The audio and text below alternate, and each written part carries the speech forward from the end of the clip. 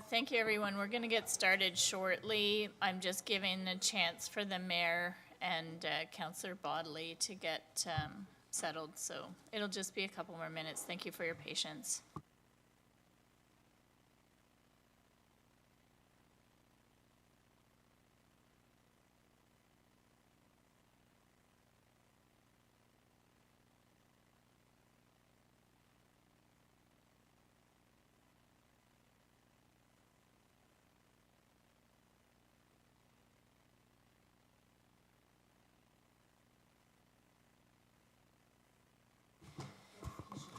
Okay, good afternoon and welcome to the continuation of the council meeting on October 16th.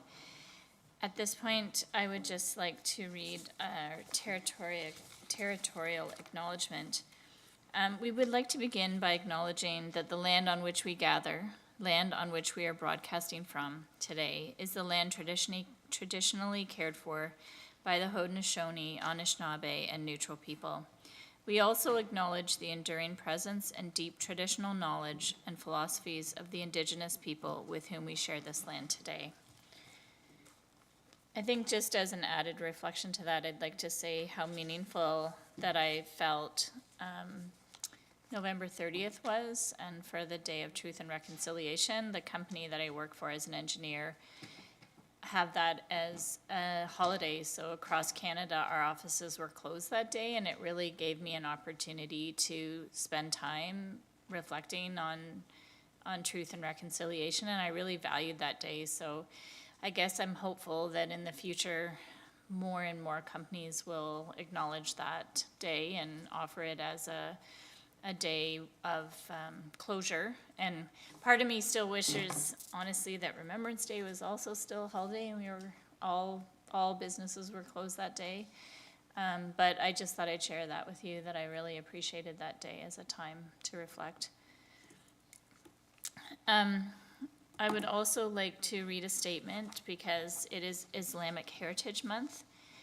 And so this month is an opportunity to celebrate and recognize Islamic heritage, specifically the contributions of Muslims in our community and across Canada. Sharing the stories of individual and community achievement helps to ensure that members of the Muslim community see themselves represented in the fabric of our community. It is also an important way to interpret harmful ideas that reinforce stereotypes and beliefs that lead to exclusion, discrimination, and violence. No one should be targeted because of who they identify as or appear to be. As a council, we recommit ourselves to confirming Islamophobia and hate in all forms. Excuse me, I would like to reread that line. I've said it wrong. As a council, we recommit ourselves to confronting Islamophobia and hate in all forms. This work is not easy, and it requires a long-term, continual effort. Working towards a community where all people, regardless of their identity, feel safe and included is worth the effort. I would also like to take time to have a moment of reflection. We invite everyone to join us in a moment of silence to acknowledge and grieve the loss of innocent lives from the recent escalation of violence in the Middle East. This is a very challenging time, and there are many in the city of Waterloo, our friends and neighbors, who are feeling the impacts of this humanitarian crisis and who need our support. May we all find ways to express that support through empathy, understanding, and a community-wide desire for an end to conflict. We reaffirm our commitment to standing against all instances of violence and hate. Shalom, salam, peace.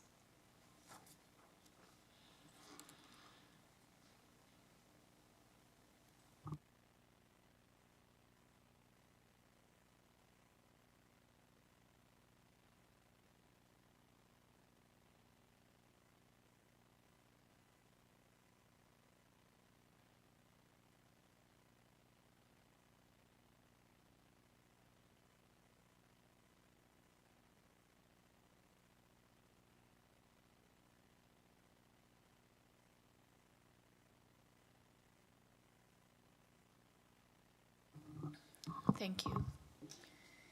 At this time, I'd like to turn and ask for a disclosure of pecuniary interest in the general nature thereof, Council. Councillor Vasek?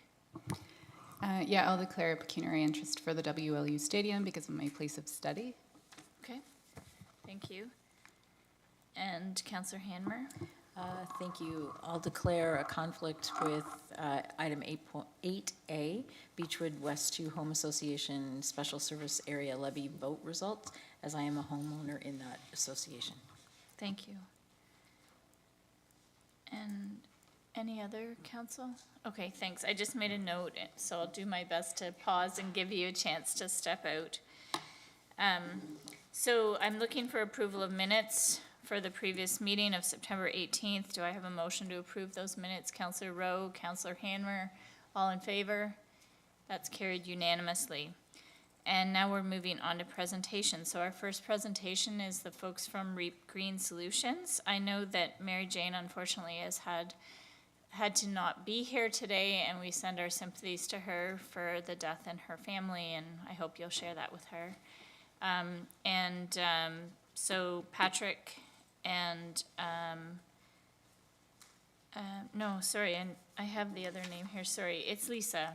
Lisa, is it Trong? Is that, yeah, great, thank you. Welcome, Lisa and Patrick. Thanks for having us. Good afternoon, Mayor McCabe, members of council and staff. My name is Lisa Trong. I am the Senior Energy Programs Manager at Reap Green Solutions. And we're pleased to be here tonight to share with you our latest impact report and some success stories that your funding has helped region residents achieve with our support. So our vision, we believe that acting today, we leave our children a community that is more resilient, vibrant, caring, and sustainable. It is our motivation behind everything we do and our aspirational goals that informs us on our shorter term targets. Specifically, we've tracked over 3,000 meaningful actions that people in our communities have accomplished to move us towards a more resilient, low-carbon future. These meaningful actions contribute to several of the United Nations Sustainable Development Goals. That is a pathway to ensuring a better and more sustainable future for everyone.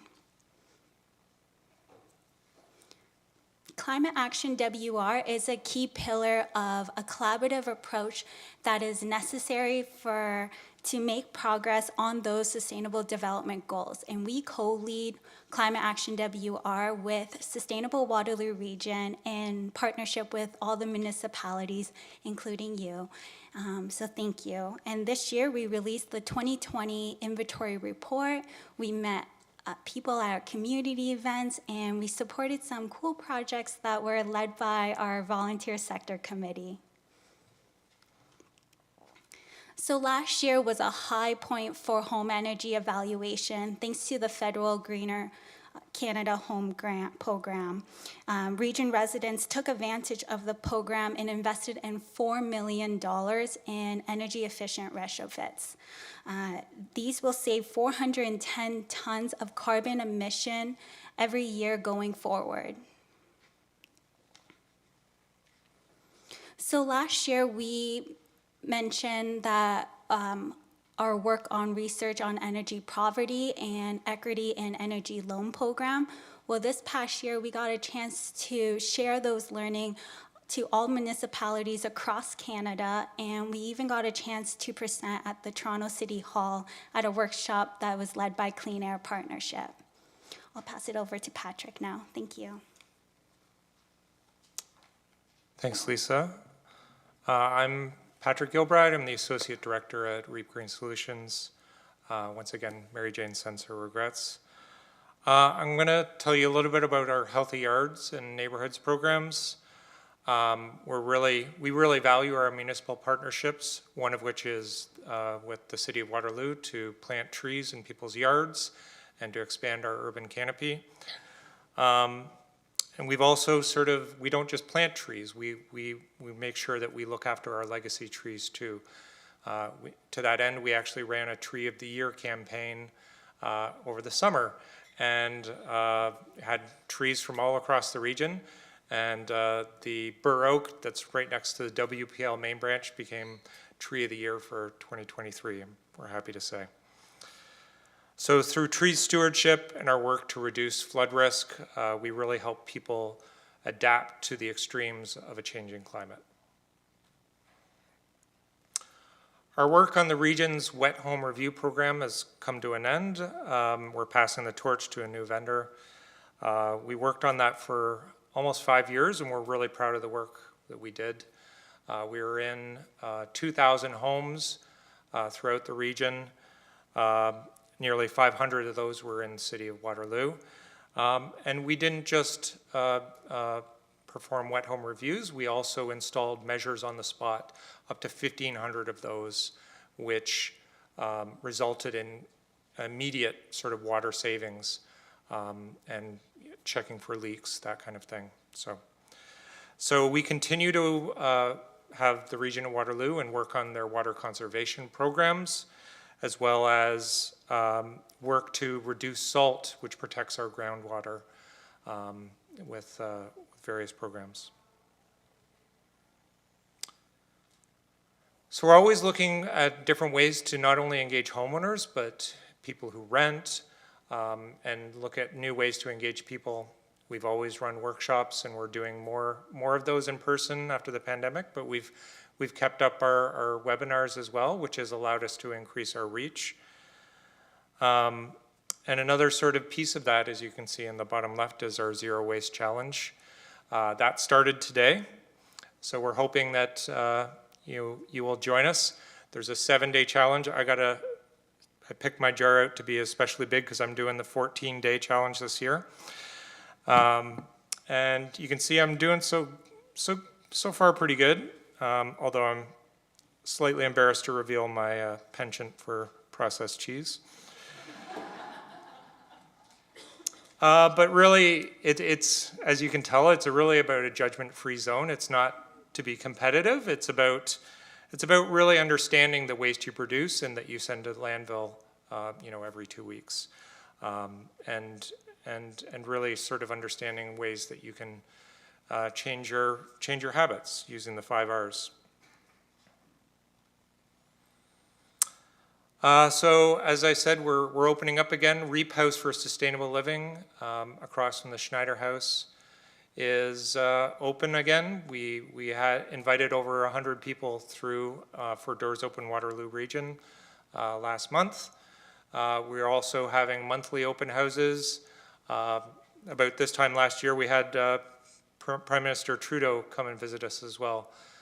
He was promoting the Greener Homes program while he was in town. And core funding is really what makes this sustainable. We don't have any direct funding for this, and it's the core funding which allows us to keep this as a resource open for the community. So I'm going to bring it back to what Lisa was talking about with the Climate Action WR. With 18% of our emissions coming from homes as part of our 2020 inventory report. It's a big opportunity. So we really looked at what we could do to help people with the upfront costs and designed an initial study to help people with a loan program that will help them with that upfront capital cost. Since then, the region of Waterloo has been taking the lead on bringing that proposal forward, which they're going to do for funding to the Federation of Canadian Municipalities. So Mayor McCabe, you should be seeing something about this at regional council level sometime hopefully later this fall. So just wanted to give you a kind of picture as to our sort of revenue. We really strive for a diversity of revenue streams. Municipal contracts, like I talked about with our backyard tree program and our Rain Smart Neighborhoods program that we deliver in Kitchener. Fee for service, which is really driven by the federal homes Federal Greener Homes Program, but it's a fee for service because people pay us directly for it. So that's a big chunk of it. And a really important piece and foundational piece is that those grants, which include grants that come and go, but also sort of the core funding piece. So for our final slide, we just want to say thank you. We couldn't do it without you. Core funding is the constant that helps our organization weather the storms of the pandemic or changes as in incentive programs, which can come and go very quickly. We also want to say thank you to the municipal staff that we get a chance to work with. Anna, Paula Mendez, and Sean McLeavy. Sean from the Stormwater Department. And lastly, as has been said, Mary Jane couldn't be here today, but she does want to pass on her personal gratitude for all of your support over the years for REAP and for her personally as she heads into retirement at the end of this year. So that's our presentation. We're happy to take questions. Thank you so much. Really appreciate you being here today and talking about your achievements and things to look forward to. Yeah, I wanted to see if there's questions. Council? Yep, Councilor Wright. Thank you. Through you, Chair. Just firstly, a comment to say thank you very much for being here and contributing to our community. I have certainly benefited by using your programs in my own home. But secondly, I just wanted to ask about your programming around home energy retrofits and extreme heat. I just came from a conference in Vancouver about the multi-cascading effect of extreme weather events and climate change, climate risks. And I have to say the conversation was really dominated by the conversation around extreme heat and how we're going to manage it from an infrastructure point of view. So I'd love to hear just, what REAP might be positioned to do within our own community. Thanks. Sure. I'll answer and then I'll let Lisa add in through you, Chair. So I think we've always known this was coming. It's been in sort of our reports, but it's really kind of hit home, as you said, recently, as we realize the ramifications of it. I think there's small things that can be done, as well as sort of long-term thinking. Certainly, heat pumps and electrification is part of that, because they provide cooling as well as heating solutions. Small things you can do as well from a natural infrastructure point of view is with your heat pump or air conditioning unit is plant around it, so it actually increases the efficiency by keeping it in shade. And that heat pump program, we're really sort of looking at ways that, because it is a new technology and people do have anxiety around it, we do have a coaching service which can help people with any questions they have around that service. So. Yeah, I would add, even just to start, a lot of homeowners don't have the upfront costs, so we really have a program where we talk about Project Neutral tool, learning about your carbon footprint. What are the small steps you can take that doesn't cost $50,000 first, right? It's bringing that awareness, that behavioral change, and then REAP has that knowledge, the tool, and the experts that can come to your home and help you through your sustainable journey, like getting a heat pump or installation or solar. So we hear it a lot in our community, and there's a lot of eco-anxiety, and we want to be able to support and educate and have a safe space for homeowners to advocate their concern, and also we can offer solutions too. Thank you. Great question.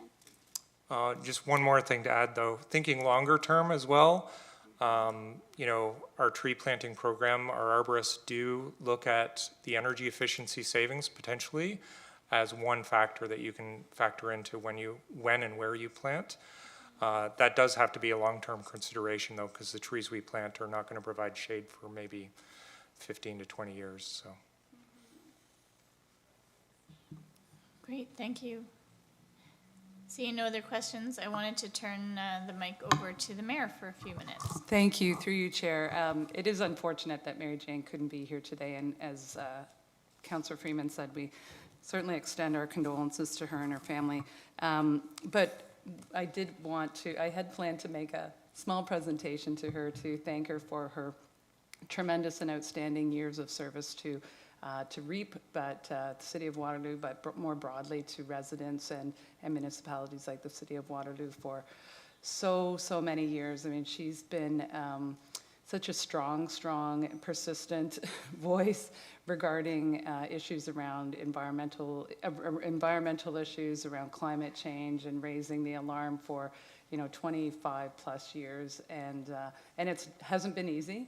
But she persisted, she kept at it, she kept talking to us, she kept talking to individuals, to companies, to homeowners, to, government leaders, and she has, through that dogged persistence and her expertise that she brought to the table every time you had a conversation with her, she has, through her and the network that she created, just created so much change and has done so much important work.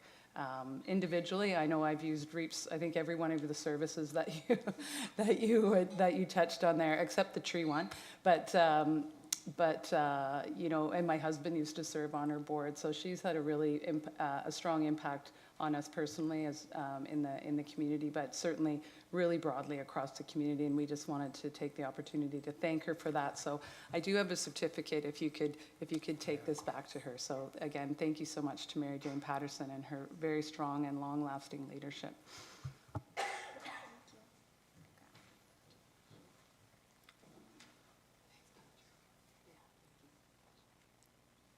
Awesome, thank you. We'll be sure to pass that message along. Yeah, thank you. Thanks, everyone. Yeah, thank you very much. Moving along, the next is a planning redevelopment overview, and Mr. Cotter has a presentation for us today.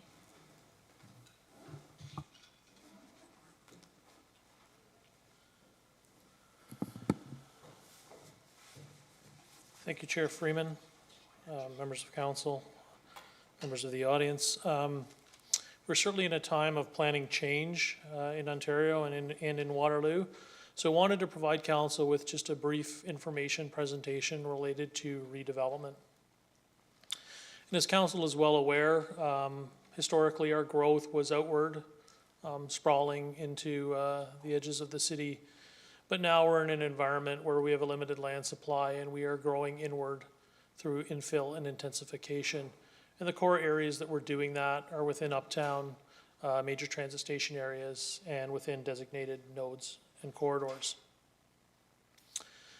And some of the challenges that we're currently facing include a housing crisis, but also how do we look at the built form of our community?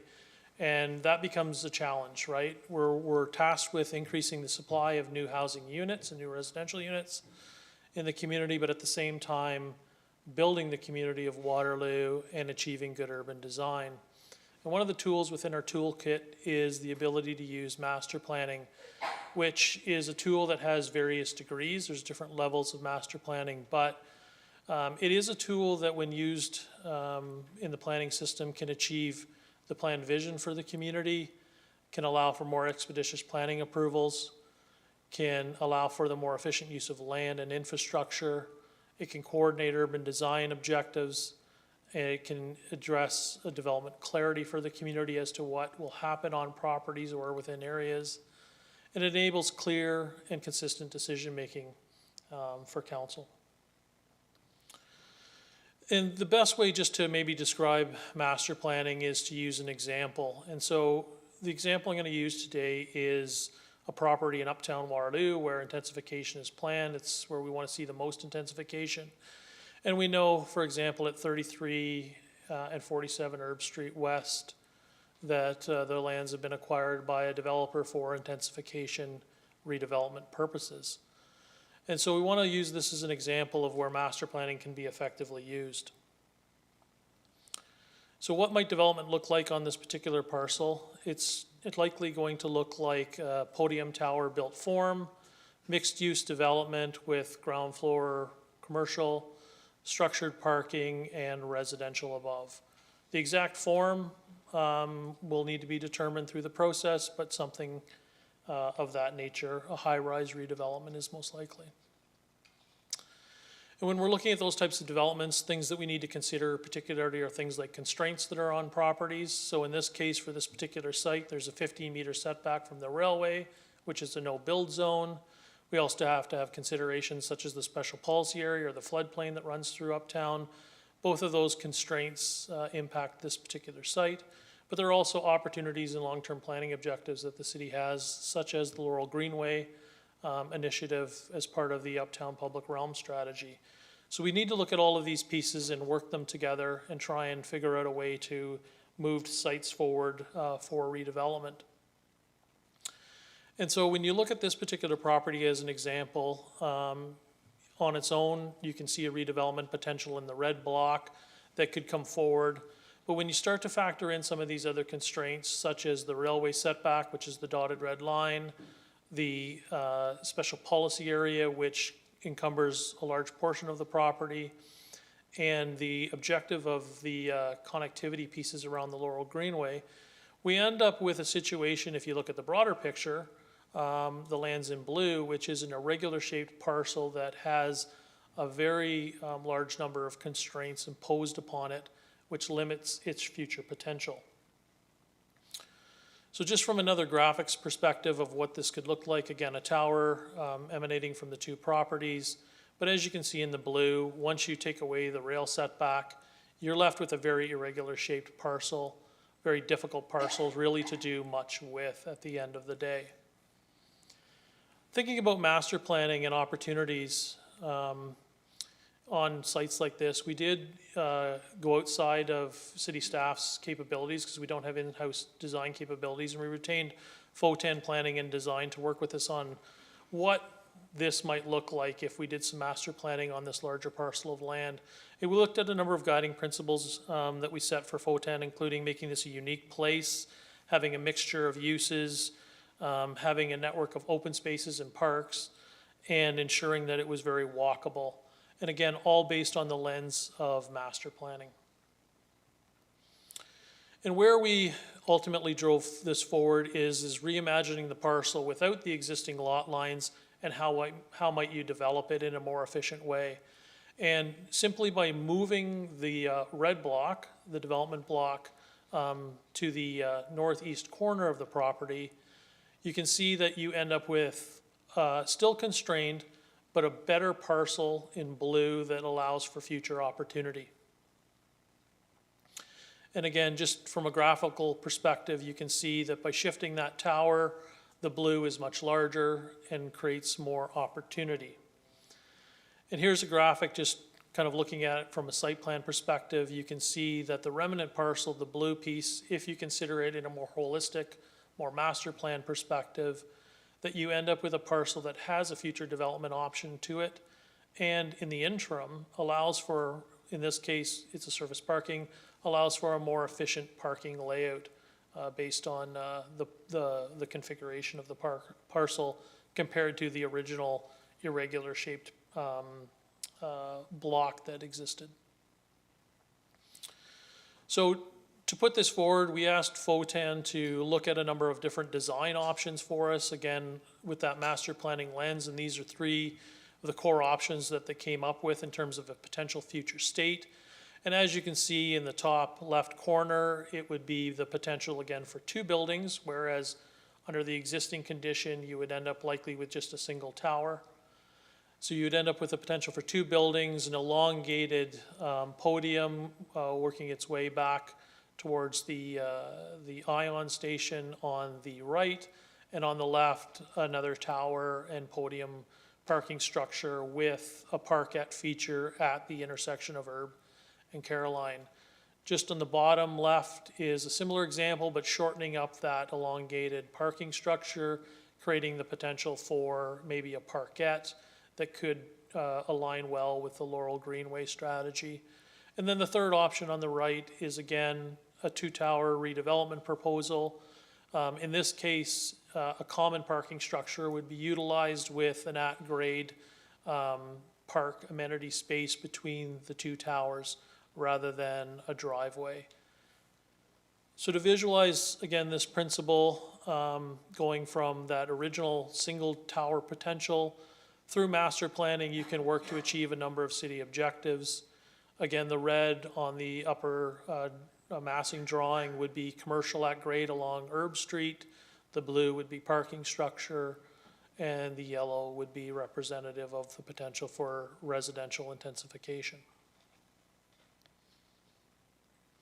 So again, there's a number of opportunities that master planning can lead to. In this particular example, you can look at things like the extension of Albert Street, a gateway park at Urban Caroline, landmark buildings being added to the site as the second building closest to Herb and Caroline, the extension and enhancement of the Laurel Greenway system, improving and enhancing the interface with the mall and the Ion station, consolidation of parking and more efficient use of land. So really the message I want to leave with council is that we'll be seeing a lot of redevelopment applications coming forward, a lot of large applications that will be before council for consideration around redevelopment within the community. These are all sites that create opportunities for meeting the city's planning objectives and growing the community. But ultimately, what I think I'd like for council to take away is to think long-term, think about options of how we can optimize these parcels of land to meet our community design objectives, to build community, efficiently use land, efficiently use our infrastructure, and build ultimately a built form within the community that works well within the context of the surrounding environment. And all of those things can be achieved through tools such as master planning on certain sites. So as I said, you'll see a lot of redevelopment applications coming forward. I just wanted to provide a brief information presentation to council on this concept, again, to help council when it starts to weigh into decision-making related to particular developments. I'd be happy to answer any of council's questions. Thank you, Mr. Cotter. Questions, council? Councillor Hammer. Thank you. Through you, Chair Freeman. Thank you, Joel. As always, your presentations are extremely informative. I love the concept of master planning and re-envisioning. So I'm curious, as I was listening to your example, can you share with us, and it may be too premature, any other options you think we may be using the master planning approach? Through you, Chair Freeman. I'm just going to go back to another slide here earlier on. This slide here. Mm-hmm. So on the right side, there's a map of the city. The large purple area is the University of Waterloo and the R&T Park. The yellow area you can see to the bottom is the Uptown. So it's really that kind of King Street spine and the major transit station area corridor all the way up to Conestoga Mall. The red areas are areas that are well suited for levels of master planning. The areas that are shaded in red are areas that there's active master planning going on or discussions related to the potential for master planning going on. So just a quick graphic of as we move forward through built form review and those types of things, these are the areas that are logical and make a lot of sense to look at some of these master planning opportunities. Again, to use our land efficiently, make sure that we're not leaving anything on the table and we're building the community that we want to see at the end of the day for Waterloo. Great, thank you very much. Councillor Basak. Thanks through you, Chair Freeman. Thank you so much, Joel. This is really helpful. And from this map, it looks a bit like it'll be kind of a site-by-site plan. Have you considered a kind of overall development master plan for the Uptown rather than a site-by-site, or in addition to a site-by-site? Through you, Chair Freeman, certainly there are various degrees of planning, right? For sure, the official plan is the highest level, if you will, in the community that sets kind of the overall tone. Then we work our way down to district planning, which is that district level analysis. And again, it's a refinement from the official plan. And then we can move into levels of either block planning or master planning, more smaller areas. And again, there's various degrees of that. It could be very conceptual type block planning or master planning, or we can get right into the very details of, we have a particular parcel of land. How do we best optimize that parcel in terms of balancing the built form, the range of uses, the park land, the community spaces, the infrastructure requirements? We have to balance and optimize all of those elements through the decision-making exercise. So certainly this is an example of kind of smaller areas that are suitable for either site-by-site or block area master planning, but it can be done at a larger scale, either at the district plan level or within a scoped area like a major transit station area, which is a kind of a slightly larger area than a block. But all kinds of options to pursue this objective. The goal really, the messaging is think long-term and how we can position these pieces. And that's what the planning team spends a lot of time thinking about. And this was the example, just because the best way to illustrate some of these concepts in planning is an example. And that's why I picked a site and brought it forward to say, you know, if we move forward with just as it stands today, we likely end up with one tower. We could end up with 2 towers and some great connectivity pieces if we think big picture. Thanks. Yes, that's great. It's a really great illustrative example. So just so I understand, because I don't know if anyways, what plans would all kind of inform this particular area? And has the planning department identified any gaps that you'll still be looking, like, I'm curious what we're going to be looking ahead to seeing. What master plan should we be looking at? I mean, district plans and specific site-specific plans, as well as what might be coming forward. Yeah, so through you, Chair Freeman, certainly there are areas around major transit station areas, so the areas around Columbia and Phillip Street where we'll see multiple properties coming forward for intensification. The question is how do you connect those parcels in terms of pedestrian infrastructure, engineering infrastructure, built form? So those pieces are being reviewed at, for example, north of Columbia to the west of Phillip Street, that block in through there in the Ion Station. Again, large development sites like the Cross Carpet site. You're going to see council will ultimately see, likely later this year, an application that is largely based on a principle of master planning of how do we set the stage for the entire development, and then as each block comes forward, how do they integrate and work well together. There's the lands that are surrounded between Weber and King Street, south of the expressway, where the Waterloo Inn is.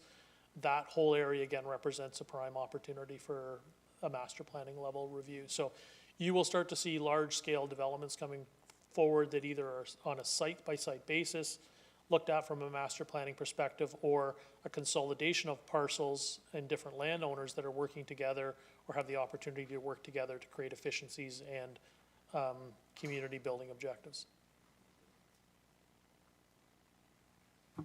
Councillor Wright. Thank you. Through you, Chair Freeman. Mr. Cotter, do we have plans to do some community town halls or anything of that effect in these areas around what the development process looks like now? We've had a lot of changes since Bill 23. Some of this work is kind of a conceptual change to how the city looks and performs, you know, in terms of the infrastructure that surrounds the developments. It's a tremendous amount of change. And I guess my concern overall is when I hear feedback from residents about what is largely infill development, is that they don't know what the future is going to look like. What is their neighborhood going to look like in terms of built form? And then secondly, what sort of input will they have as existing residents in terms of what their community will look like going forward? And I think that's one thing that has been very much in flux publicly over the last number of months. People just don't understand where we're headed as a community and what our priorities are in terms of development. So I'm just wondering what we can do on that side. Yeah, through you, Chair Freeman, certainly we are in a time of change in terms of land use planning in Ontario per the province. And a lot of that is driven with this objective of speed. And part of the reason I'm here today is to talk about thinking about that long-term piece. Speed is important to get shovels in the ground because we need housing and we need other things, but we also want to build community. And so one of the big planning pieces that we're advancing at the moment is the official plan review. And really that sets the stage for community-wide planning objectives. And that's where the planning department will be working towards meeting with residents, trying to explain the bigger holistic vision. And then once you get down to kind of the smaller area scales, there's so many variables that are involved in these developments that it really takes kind of a catalyst event, somebody to propose something to get the conversation going at that level that then usually triggers the public engagement. But as we see applications coming forward, we are encouraging, particularly on the larger applications, neighborhood open houses and communication efforts. It is a challenge, I will say, under this new Bill 23 environment where there is limited consultation built into the planning process. So we're doing what we can, and things like the official plan review, we can do it at our own pace, and that's the mechanisms I think that we want to leverage to educate and inform the community and get the feedback as to what the community's vision is and what they see and what they want, because that's the balance that we're always trying to meet. It's not necessarily what the development application is always in front of us, but how do we achieve the community vision? Yeah. Thank you, Mr. Cutter. I just wanted to make one more comment, and I can't help but notice when you look at Ward 4, there's 1, 2, 3, 4 large parcels of land listed on this plan, notably King and 86, Kraus, basically Weaver and Marsland, and Conestoga Mall. And fundamentally, Ward 4, which has typically been thought of as a suburban area of the city, could, over the next 20 to 30 years, become a whole new community in some respects. And so I think this document is really helpful for us as a council to think about that growth and how we help the community prepare for that, what typical timelines look like for build out. Like Mr. Cotter, if memory serves me correct, the burial yards were approved in my first term of council, which was 2006. And they're still building, so they're not on their last tower quite yet, are they? No, they are not. They are still Yeah. constructing. So it's a great example. That's been a 20-year build out. And so when we look at areas like King and Highway 86 and the informals that we've seen on that, like that's essentially 22 towers between those two parcels.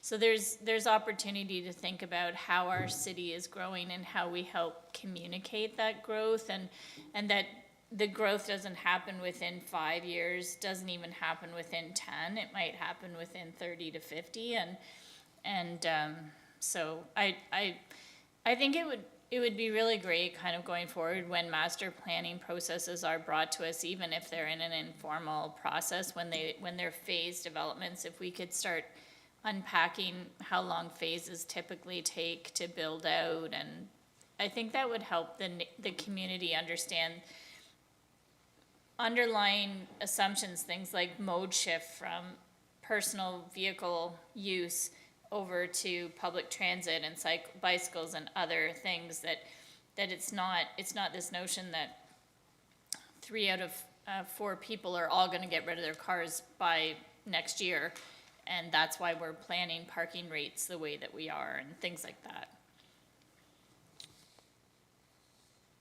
In response, I would agree. There's lots of opportunity to, again, pursue those initiatives as we see sites coming forward or applications coming forward. And master planning is a great tool in terms of, as I said, kind of in those initial slide, the slide here, and just in terms of providing that clarity to the community, right? What they might expect, and part of that is the timing of development too.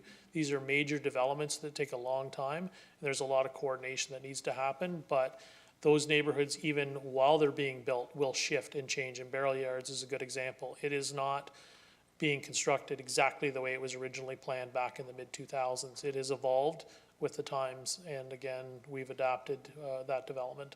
It's a prime great example. Thank you very much. Oh, okay. Mayor McCabe? Just a very quick comment, that we have made a commitment to the provincial commitment for the housing pledge of 16,000 units, housing units, and we are on track to meet those. I just didn't want that to get lost in the discussion of how long some of these different developments take to come on board, so, in the length of time it takes. So just wanted to reaffirm that we are committed to that goal of 16,000 housing units, and my understanding is we're on track to meet it, correct? Yeah, we are, through you, Chair Freeman, we are certainly committed to doing everything within our power to advance our housing pledge. And again, things like master planning can actually streamline approvals. Once the plan is set, the ability to put shovel after shovel in the ground is much more expeditious. So we're going to use every tool we have in our toolkit. This is one that I wanted to highlight to council, given the amount of redevelopment applications you'll be seeing in the not too distant future. Thank you, Mr. Cotter, and thanks to your team for all the work that they're doing. I hope that you're not all working till midnight every night. We're busy. Yes, thank you. Thank you. Council, we're on to staff report 8A. I'm just going to give Councillor Hanmer an opportunity to exit the chamber.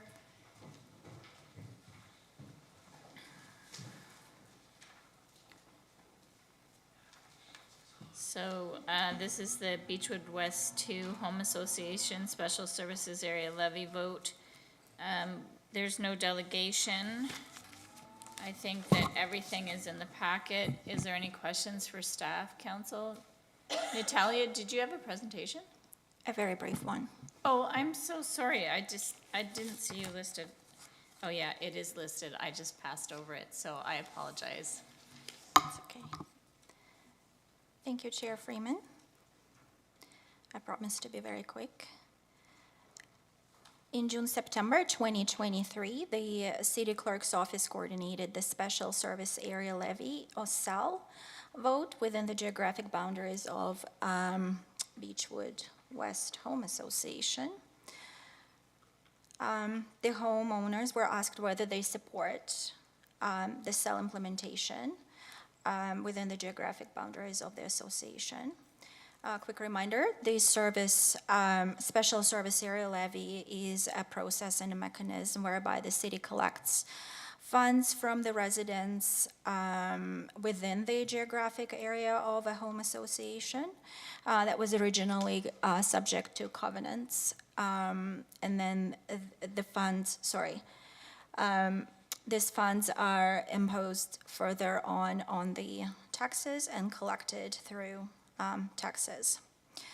On September the 26th, the clerk's office, in the presence of witnesses and the representatives of the Home Association, conducted the vote count. Approximately 78% of the eligible voters participated in the SAL vote.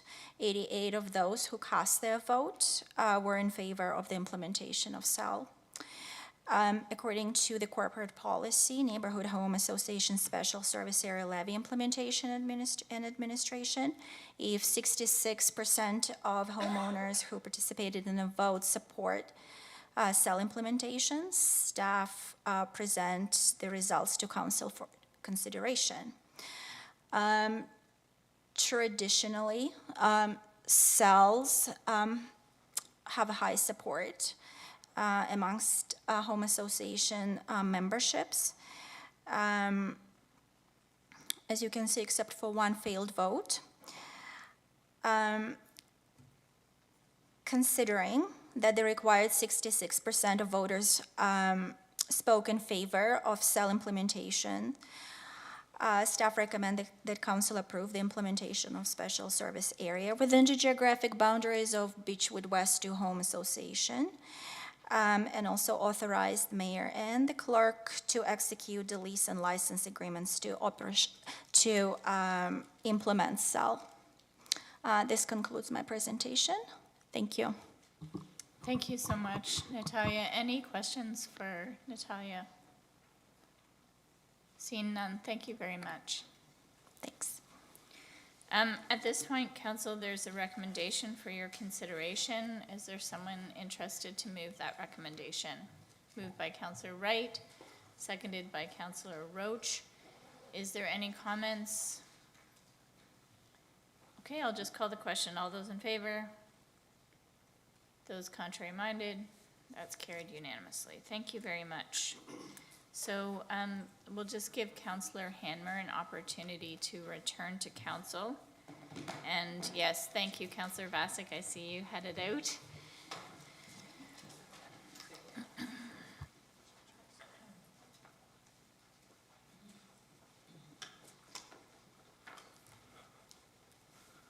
Thank you, Mr. Bowman. I'm just going to give Councillor Hanmer a chance to return, if that's okay. Absolutely. Thank you.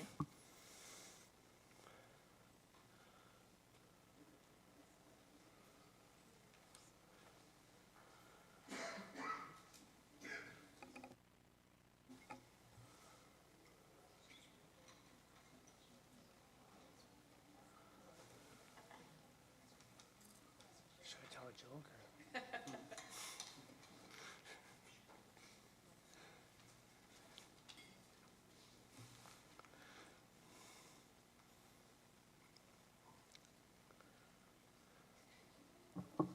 Well, I don't think Councillor Hanmer is going to fall too far behind, so maybe we'll get started. I'm sure that she's on her way. So we are looking at item B, 8B, Wilfrid Laurier University Stadium Improvement Project, and the reports prepared by Mr. Bowman and Ms. Fleming. Welcome, Jim. Thank you. Thank you very much, Council. This evening, we have Jason Coleman from the Wilfrid Laurier University with us to have a short presentation on the Stadium Improvement Project, and you have before you the report. So I'll turn it over to Jason to begin the presentation. Thank you very much. Welcome, Jason.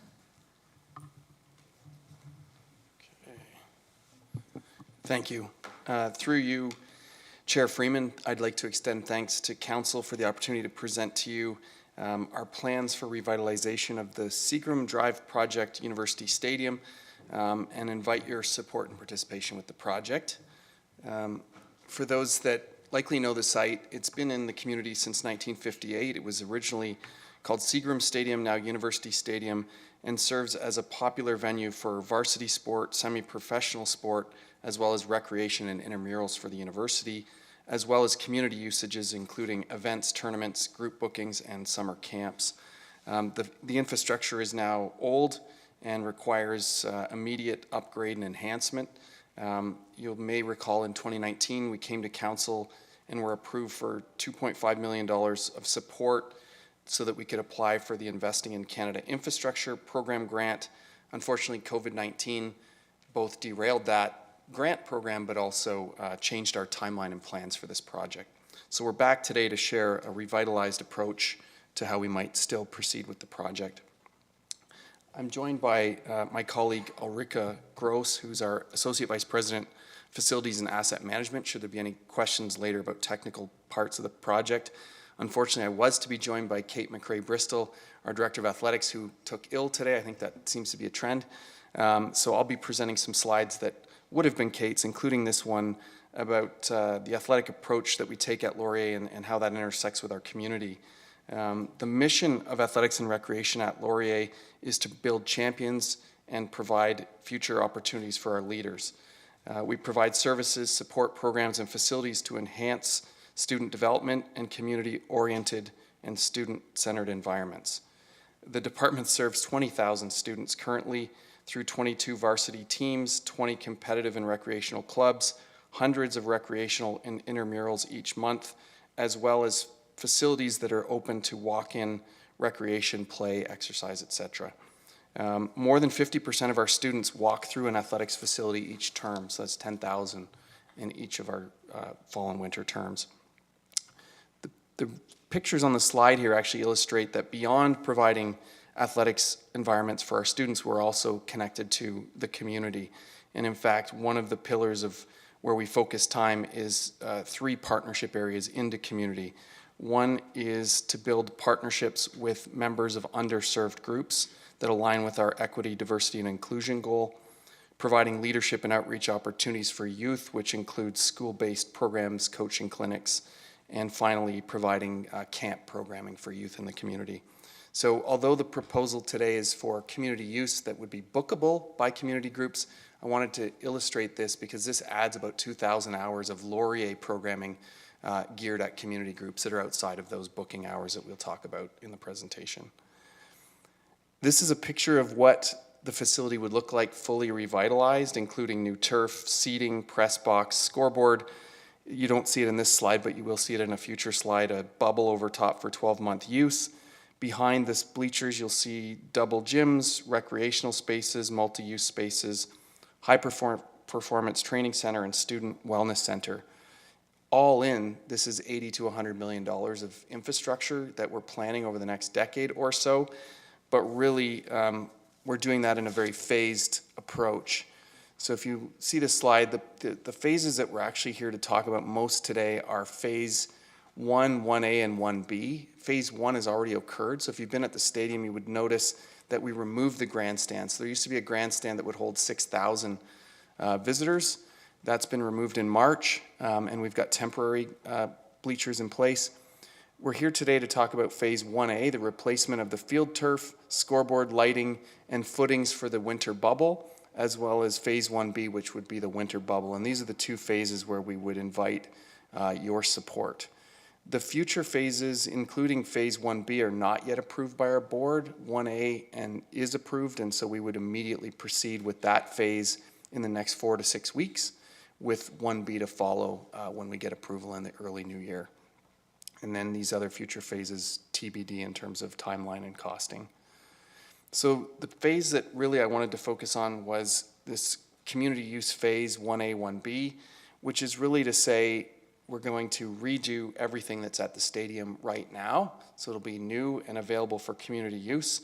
This past year we had 29 city or minor organizations utilize our field, over 2,000 community hours on that field. That would maintain that, but it would also add the bubble over top, which you could see, which creates a 12-month opportunity for programming and community hours. A couple of bonus pieces that aren't really heavily focused on in our proposal is sport tourism. Of course, this will be the highest grade of turf put in, FIFA regulated. It would meet global standards for soccer, rugby, lacrosse, and football, so it does provide opportunities for sport hosting, including tournaments, things like Special Olympics, Commonwealth Games, Summer Games, as well as hosting professional clubs, whether they be soccer, football, rugby, etc. One thing I would note here is that by hosting OUA sports, there's a point on here, actually the OUA, Ontario University Athletic Association, did a report last year looking at the economic impact of the sports that we offer. And between University of Waterloo and Laurier, that's a $40 million annual impact on community by guests visiting community hotels and et cetera. So this is just the university operating its own facilities. This doesn't take into account future sport hosting opportunities on site. By adding these high performance athletics pieces that surround the field, we do see it as a future great opportunity for sport hosting, where those types of clubs really are not just looking for a field to rent, they're looking for all of the wraparound facilities to attract those elite athletes, whether they be from out of community, but we also had 21 letters of support from local high sport performance organizations, as well as provincial and national organizations expressing interest in the region because of where it's located on the ION for sport hosting.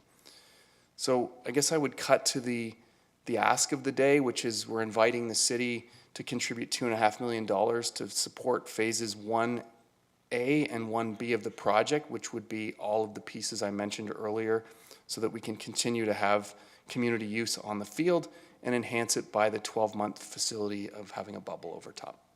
And I'm happy to take questions. I think I might pass it back to staff. Great, thank you so much. Council questions. Councillor Roach. Hi, thank you for your report, Jason. That was excellent. Just a couple questions. It's too bad Kate wasn't here. My daughter used to play basketball with her, so I was looking forward to seeing her. But question, the last slide, where will they play football? Yep, so they will still play football on the field, so the bubble will only go up at the end of the playing season, so it would go up sort of November through April, but through spring and summer months, early fall, it would look the way it looks now. So really, the addition of the bubble allows us to go year-round, and it would have 3 sideways bookable fields inside, or 1 large, you could book a full field to play soccer or something like that in the wintertime. Good, I'm really excited about this as a former athlete at Laurier and a coach at Laurier. I'm looking forward to this. I have a question, maybe Ulrike can help me with this one. Just not really with regard to this, but I can't think of any other university that plays their hockey in a city facility. Is there any plan in this 10-year plan to have Laurier have their own rink? I think I can take that one. Through you, Chair Freeman, at this stage, we don't have plans for a Laurier hockey rink. I know University of Waterloo has a rink, and they're considering future growth in their rink, and we do rent community facilities. So I think it's a really great example of sharing facilities where we need some that we don't have. We do community booking, and this would be basically the reverse of that, where we make facilities available for community to book our facilities. All right, thank you very much. Yeah. Councillor Hanmer. Thank you. Through you, Chair Freeman. Thanks very much for the presentation. It's always great to see the plans, and I'm excited to see it moving forward as well. I have 2 questions for you. And the first one's around the community hours, and it's great that there's going to be an increase. Maybe a little bit too early to specifically respond, but the issue of prime time hours always comes up. It's great to say there's 2,100, but what's that balance going to be, and how's that going to look? And maybe it's a question for staff. I can take that, Councillor Hamner, through you, Chair. We've been working with Laurier throughout this process to examine some of those hours. So we have negotiated at this point in time throughout our conversations a split of prime and non-prime time. A lot of that happening during the summer, so April to August, almost exclusive prime time use for the community, and then shared prime versus non-prime through the remainder of the year. That seems like a very good split, giving the community access when we truly need it for some of this summer and spring sports that go on. That's great. My second question, Jason, I think is either more to you or Ulrike. I'm just curious about your comment of 1A and 1B, and that your board hasn't approved 1B yet. Is there anything we should be worried about? Because you're asking us to give money for both parts of the project. Yeah, through you, Chair Freeman. So no, there's nothing to be worried about. We approved 1A because that construction would begin actually at the end of this playing season, and all of the infrastructure in that phase would actually enable us to quickly put the bubble over top. So all of the underground pieces are built into 1A. And if council makes a yes vote today, we've now finished all the funding required for 1A. 1B, we need to go back. Our students want to play a role in that second phase, and having an external partner would help us with that pitch to both our board as well as to our students. So the students are in phase 1A at $2.5 million. The university's in at $4.5 million, and our ask of council is that 1.5 of the 2.5 be for 1A, and the remaining $1 million be for the 1B. Okay, thank you. You anticipated my next question, so I'm good. Thank you very much. And they would be, through your chair, they would be sequenced in that way. So we can proceed with the first investment on 1A, and then we would be authorized to proceed with 1B once we get our board approval. Councillor Wright. Thank you, through you, Chair. So for the last number of years, I have not been able to hear the local schools doing their track meets at Seagram Stadium. I used to be able to sit on my front stoop and hear the cheering going on and actually be able to tell who was winning the race. My question doesn't have to do anything with that, other than the fact that I am inquiring about community use, and so what sorts of procedures would be in place to, guarantee diversity of use, as well as gender parity, and also the affordability.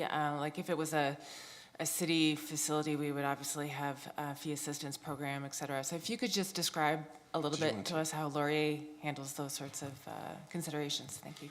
Through your chair, I'm going to pass to staff, and I can add on at the end if needed. Yeah, sure. I can answer that. Through you, Chair, Councillor Wright. We have been in conversations with Laurier talking about using that 2,100 hours of community use through our allocation and affiliation policy. So we would have control through the City of Waterloo to prioritize that 2,100 hours according to our policies and procedures, which obviously also talks about equity deserving.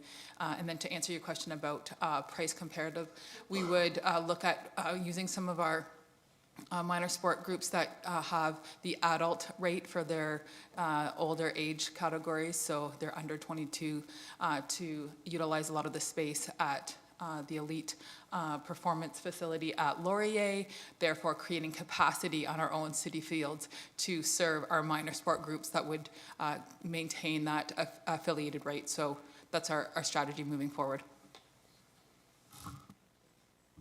Thank you. I know that you had a question for staff. I wasn't sure, Councillor Rowe, was your question for the delegation? Okay, is that okay, Councillor Bodley, to wait? Yeah, go ahead. Thank you, through you, Chair. Thank you so much, Jason, for that presentation. And I think it's really exciting to see the opportunity for the community use of the space. So thank you for that. I just wanted to ask about the 10-year agreement, the term of the agreement, and the option to extend. And I'm just curious about what Laurier's thoughts are on the option to extend. I mean, it's a little early, of course. It's 10 years early. But anyway, I was just curious about what the university's thinking. Sure. Through you, Chair Freeman. So we're excited about the 10-year term, and inside of that agreement, we will create an option to extend that we're excited about as well. We see another 60 years on the facility if we redo it. I mean, this is a significant investment, and you'll see ongoing investments. So when we come back to share those latter phases, I think you'll see options for community and things like our gyms. Certainly already have them on Alumni Field, our pool, and other things. So I think this is just the top ask, but there will be lots to come in the future. Thank you.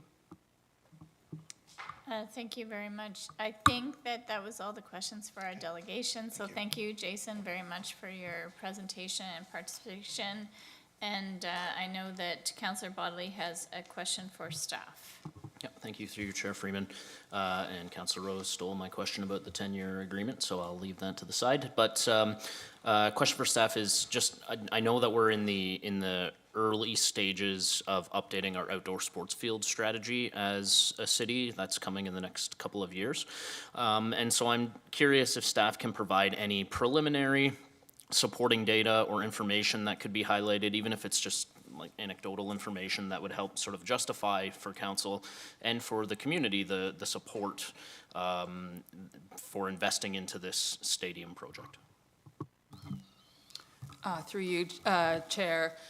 We do have some information, anecdotally speaking, as you had mentioned, Councillor Bodley. So one of them is just the ongoing requests that we are unable to satisfy regarding indoor field house requests and outdoor. We do have some documentation as with regard to around 14 affiliated groups that were unable to service their full requirements. And then also, in addition to that, we know that through the outdoor sports field strategy, which was developed in 2012, it had referenced that we were in a shortage of fields for 2021 by 0.2 and then increasing by 2030. So the outdoor strategy definitely, though it's 2012, it had indicated that we would be in a shortage of fields, and we definitely see that from the incoming requests from our user groups.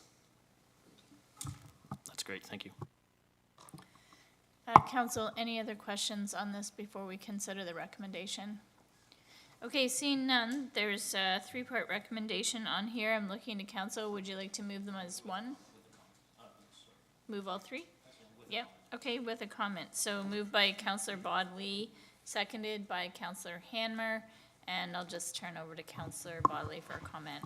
Thank you. Yeah, through you, Chair Freeman. Really excited to support the proposal that's before us today, and I appreciated Mr. Coolman's we had some conversations about the bookable community space and the support that Laurier is providing for that. But also, I mean, as a Laurier grad, someone who's played on that field, I think most of us in the community have been on that space at some point in time in our existence here in the city of Waterloo. I know my youngest was at a summer camp there.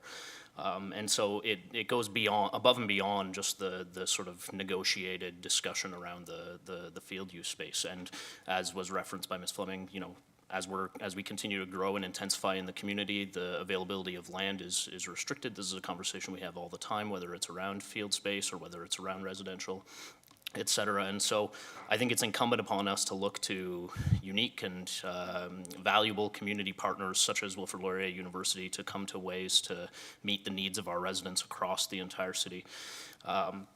And so really happy to support that, really happy to support a community partner who provides untold benefits to the community beyond just the stadium project as well too. Thank you. Thank you. Any other comments? Seeing none, all in favor? That's carried unanimously. Thank you very much. Thank you, everyone, for your work on that project. We are now moving to item C. Just check in with clerks. Has Councillor Vasek been notified that she can return? Thank you. I know that Ina has a presentation, so maybe we'll give her an opportunity to get settled. Welcome. Thank you. I'm just seeing this is being broadcast. It's Enna, really quick. Thank you so much. Is it okay if I get started? Perfect, thank you. Welcome to the Corporate Climate Action Plan Development Update. Today I will be providing you with an update of the current status of the plan and the proposed direction. It is also an opportunity to provide input and ask any questions you may have. Before I jump in, I wanted to make a quick note about the image that I have up on the first slide. So this is our Environment First strategies. It is one of the first, if not the first, environmental initiatives done by the City of Waterloo. And it was approved by Council on October 16th, 1989. So that is exactly 34 years ago today.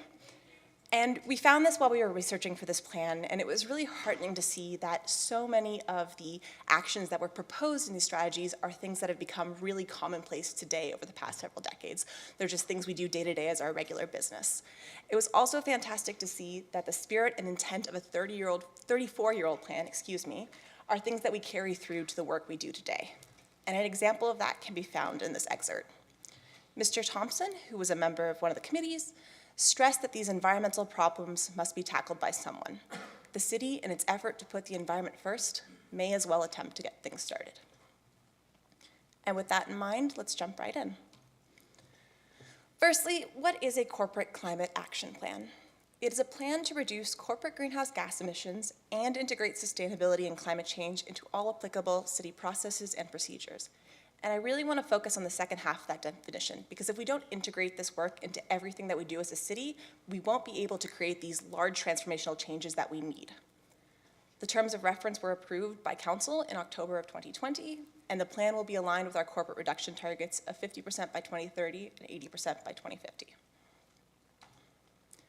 To give a little bit of context about this project, the City of Waterloo has several established plans either by itself or in partnership with our community partners and other municipalities that cover the scopes of corporate, community, mitigation, and adaptation.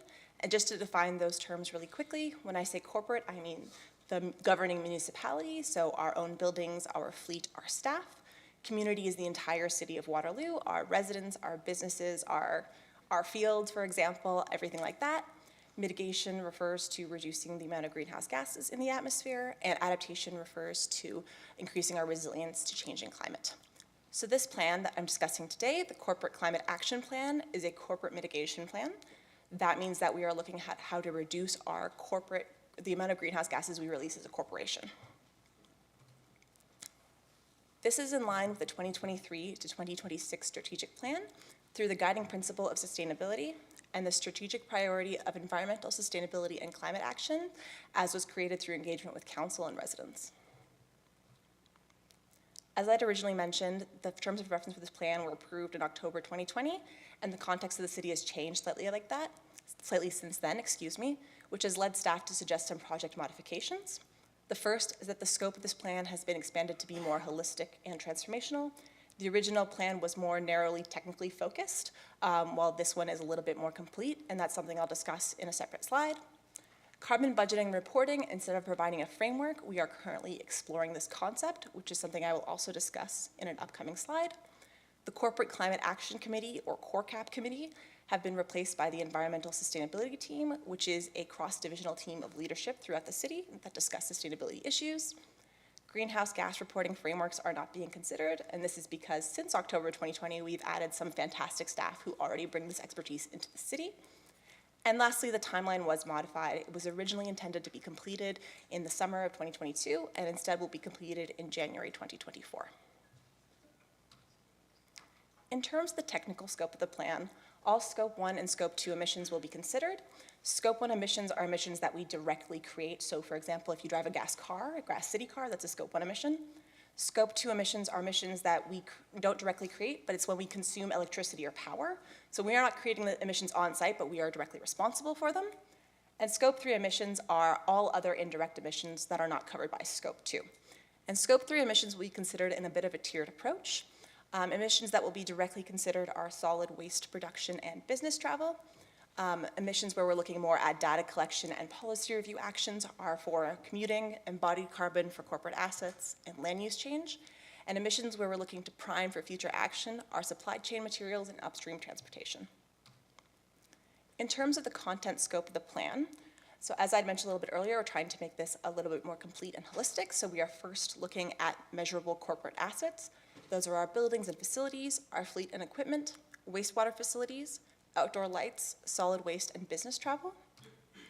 We will also be looking at our measurable corporate actions, so that is our internal education and external education, our advocacy to various levels of government, our internal culture, and looking at things through a quote-unquote climate lens.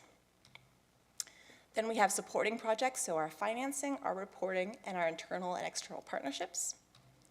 And lastly, we have community impacting municipal actions. So that's looking at our other plans, our policies, our bylaws, and our procedures. On the screen now, I have an overview of the plan content and the rough table of contents. I won't go over it in detail, but I wanted to make a quick note about the action section. This will be the largest section in the report, and each action will be accompanied by a relative timeline of short, medium, or long term. And instead of assigning each action a specific lead, what we've done instead is we've given each action a list of all the divisions that need to be included in the process and decision making.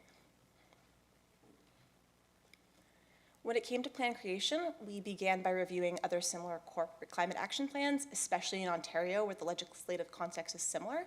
We did significant engagement with city staff. I believe we have officially met with every single division in the city, and I wanted to shout out and say a huge thank you to all of the staff who participated, gave their expertise, and quite frankly, gave a bit of their patience during this process.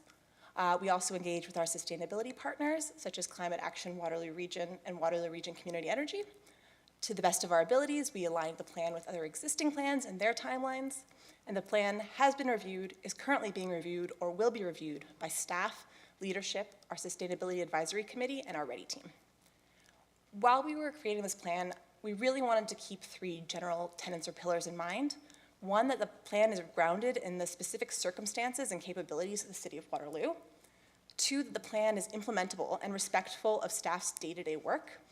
And three, that the plan is transformational, so that so all the actions at the end of the 5 years can self-propagate and cascade into further change. As I'd mentioned earlier, staff are looking into carbon budgeting, and I just wanted to bring it up really quickly. Carbon budgeting is a mechanism to reduce corporate greenhouse gas emissions. It is a system of accounting for an organization's greenhouse gas emissions, which assign the amount of greenhouse gases that can be spent. It was developed first in Norway in 2016, and Edmonton was the first city in North America to try it in 2020.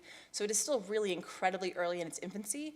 To my knowledge, there are less than 10 municipalities in Canada that have even started the process.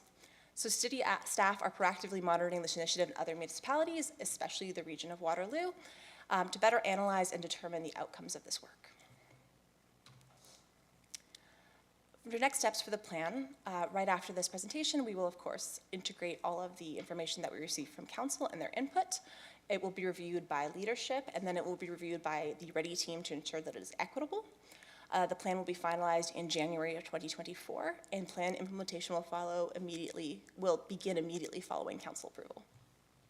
Thank you, and I'd be happy to take any questions. I'm going to look to council for questions, but I just want to say that that was probably one of the most concise presentations that I've ever seen associated with this, and bravo, because I really loved how you broke it out in terms of mitigation and adaptation, and then identified like the differences between the community work and the city work. And so I just want to say, like, it was a really exceptional presentation, so thank you very much. Thank you. I hope that we have this posted somewhere in conjunction with our core cap plans on site, because that was amazing. So I'm sure that there's lots of questions, and so I'm just looking to Councillor Bodley. Excuse me. Thank you, through you, Chair Freeman.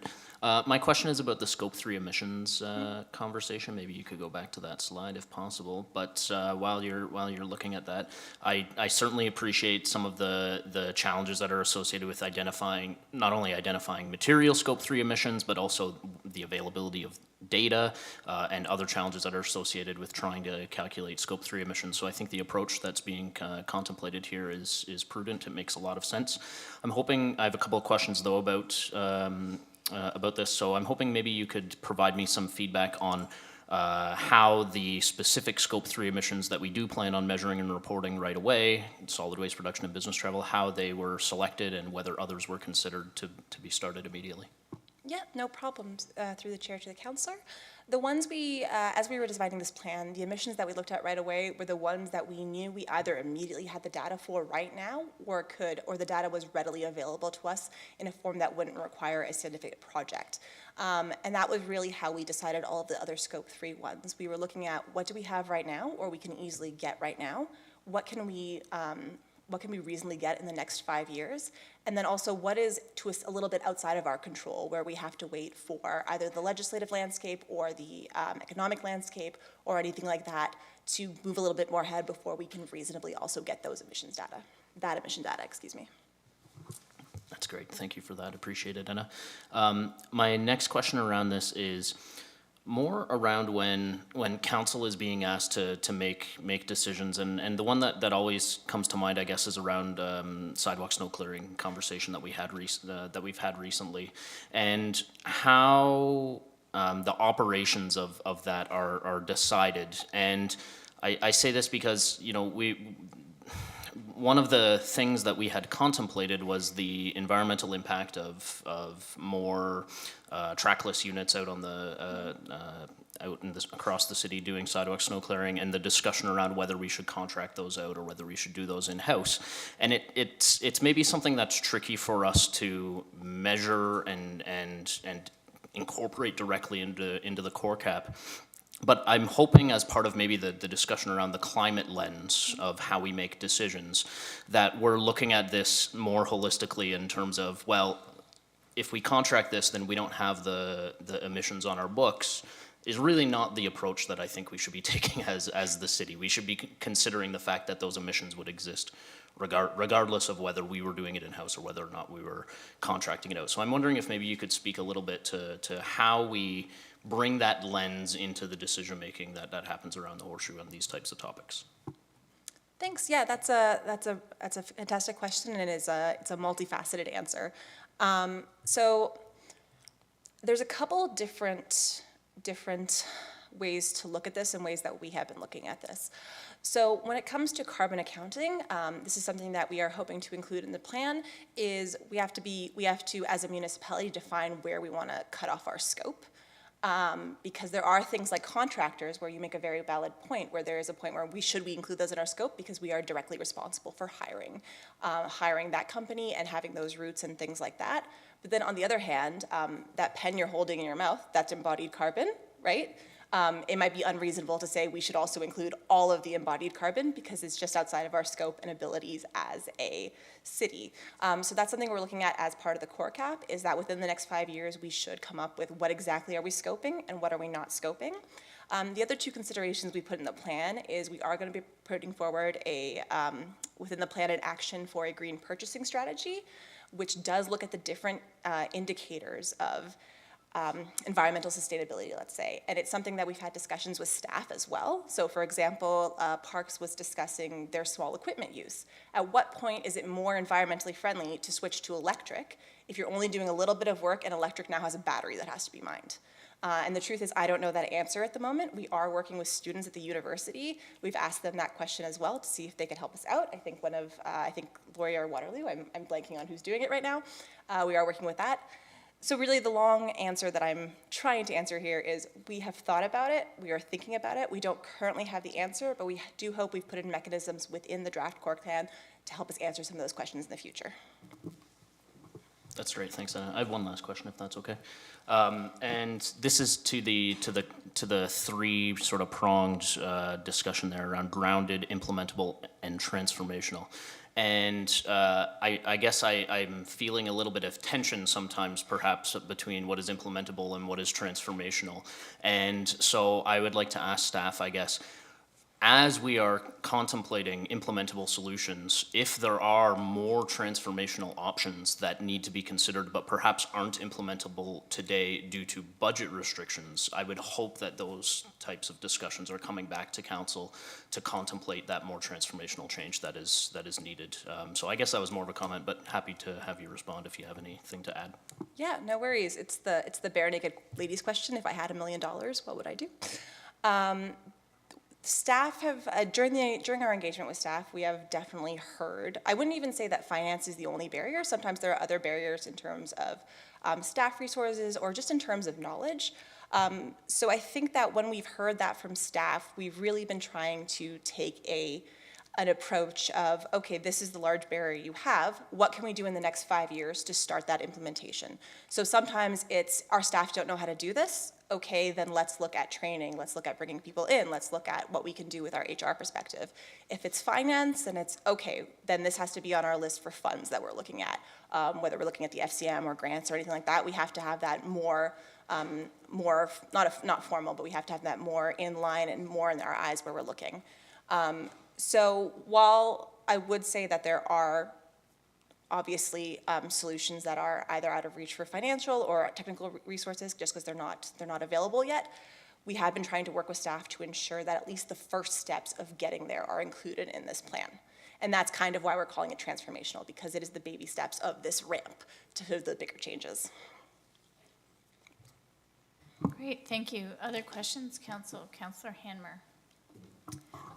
Thank you, Chair Freeman, through you. Ina, thank you very much for the presentation. I'm always interested in mitigation and the risk components around that, and I appreciate the plans that you've identified and the mitigation component that you are trying to address with some of the plans. I'll be curious, though, when this particular plan comes forward, that there is some talk or reference to the risks and what are the mitigating strategies with it, and what's the risk of not doing some of the things. And I don't want just an answer of we won't meet our targets, that's not good enough. It's probably following along a little bit of Councillor Bodley's question that if we're doing something because we're not doing something because there's a barrier, we need to understand that too. So I just would suggest if we could look at it from a risk mitigation lens as you're putting the action steps together, that would be helpful. I'm just curious where it's going to land. No, that's a fantastic question, and I'll admit it's not something we've added in, but I think it's definitely something we're going to talk about probably first thing tomorrow morning, so thank you for that. Thank you. Other questions for the delegation? Councillor Wright. Thank you, through you, Chair, and thank you, Anna, for such a fantastic presentation. I'm pretty curious about specifically the learning journey that staff will be embarking on in committing to this action plan. Partly because the landscape is changing so much in terms of climate action. It's like drinking from a fire hose right now. Like, the urgency is just through the roof. And because we're experiencing the changes so rapidly and globally, it does seem very evident at this point that we have underestimated the feedback loops. So I'm curious about the learning journey that staff are committing to in order to implement this plan, and what kind of flexibility is there within the plan in order to be responsive to the changing dynamics that we're going to be facing over the decade to come? Thank you. Through the chair to the councillor. Just making sure I have your question in my head right. Perfect. Yeah, that's a fantastic question. So a couple, again, a bit of a multifaceted answer. First, we did really intentionally make this a 5-year plan and not a 10-year plan because we assumed in 5 years the landscape would be completely different. We assumed the technological advances would be different. We assumed the upper level legislation would be different. So we intentionally made it shorter so that we could react a little bit more forward. The learning opportunities within the plan, while they do give directions, they're not at the moment prescriptive. So it's not specifically you must learn X, Y, Z. It's more about the foundations that people need for certain things to happen. So a good example of that would be in terms of quote unquote green procurement. People often think that it starts with procurement, but it actually ends with procurement, because in order to have green procurement, you have to have a subject matter expert really early on your project team who knows what the difference is between an environmentally friendly option and one that's not. And that's the audience we're targeting, really. We're targeting it very early on in that sense. And I don't necessarily think that there is a danger of that education becoming obsolete, because it builds a foundation for all staff to work forward on. And I think we've seen that in several different examples. We've seen that in DEI examples. We've seen that in all the work we do. Health and safety 30 years ago was not the same as it is today, and I don't need to relearn everything that someone else did just because the situation has changed, because you build on that and you build on the culture. And I think that was why it was really important for us to have a more holistic and complete plan rather than just focus on the technical details, because that's what's going to get other people within the city to push the work forward on their own, to start considering it in their work, and to start making those linkages within their own minds. Sorry, if I can just also add to that through you, Councillor Freeman, to Councillor Wright. I think in terms of the learning journey as well, this council has positioned us very well to really continue that journey. This is not a new journey that we're on, it's just more of an accelerated journey. So through the approval of the city's strategic plan and really making the decision to embed and integrate environmental sustainability and climate action throughout the plan. It's not just a priority, it's embedded throughout. And I think to us moving away from the language of using the climate lens and embedding it in everything we're doing, it's decisions that council's making, it's decisions that have been made to reorganize in terms of where sustainability and climate change is being done. And it's the fact that we don't do it alone. Although it's Anna making this presentation, this is a cross-divisional effort. And I think that's evidenced by the number of staff that are here from facility design and management services, from fleet and procurement, from finance. This is a team effort on multiple fronts. So I think this positions us very well in terms of continuing on and accelerating this learning journey that we're all on. I just have one follow-up to that too. And I think where there's a lot of hope embedded right now in in terms of the approach to climate action at the local level is where people see action. Mm-hmm. And so I'm just wondering how we're going to communicate this plan to the public and how we'll involve them in the work that will be ultimately owned by the City of Waterloo, because there's obviously a differentiation between the community's plan, which is more of an all-of-society plan, and what the city embarks on in terms of its corporate plan. Thanks. Thank you. Through the chair to the councillor. Yeah, and that was something that was echoed throughout staff. You know, they say we do tons of great work in the environment space, and people don't know, or they don't know why we're doing something in particular, and there's pushback because they don't understand the reasoning and things like that. So that is something we've heard repeatedly, and it's something we've really taken to heart in the Corp Cap plan, in the sense that we recognize that we as a division and we as a greater team here at the city need a more concentrated and I don't want to say well thought out, that's not quite the right word, but we need a more concentrated and formal approach to engagement. Our team is relatively new, but this is something that we put on our high priority list. We are currently working on the drafts of an engagement plan, and we're also working really hard on the type of messaging we want to put forward as a city. And the reason for that is, as I'm sure some of you know, there does tend to be a thin line between making people panic about climate action and inspiring people to take action going forward. So that's something we're working on. We are currently working on with fourth-year health students at the University of Waterloo on how to do city messaging to inspire action and not inspire panic. So that's one thing we're working on. As I mentioned, we talked to quite a few different engagements about, quite a few different divisions about what they'd like to see more engagement for, and we do see the opportunity to do a more combined, cohesive engagement under the umbrella of sustainability and climate action to help get the word out to the city like that. And we have started discussions with our communications team on that as well. I think I mentioned in my last update that we are working on also updating our website to be a lot more clear on what we're doing in that sense as well. Great, thank you. Any other questions for Ina? Seeing none, thank you so much. And I think we're on to a stage now where we have recommendations. I understand there's an alternative motion for council to consider, is that correct? There is an amended motion, yeah. An amended motion. It's on the screen, council, for your consideration. So Councillor Wright, am I assuming that you're moving this?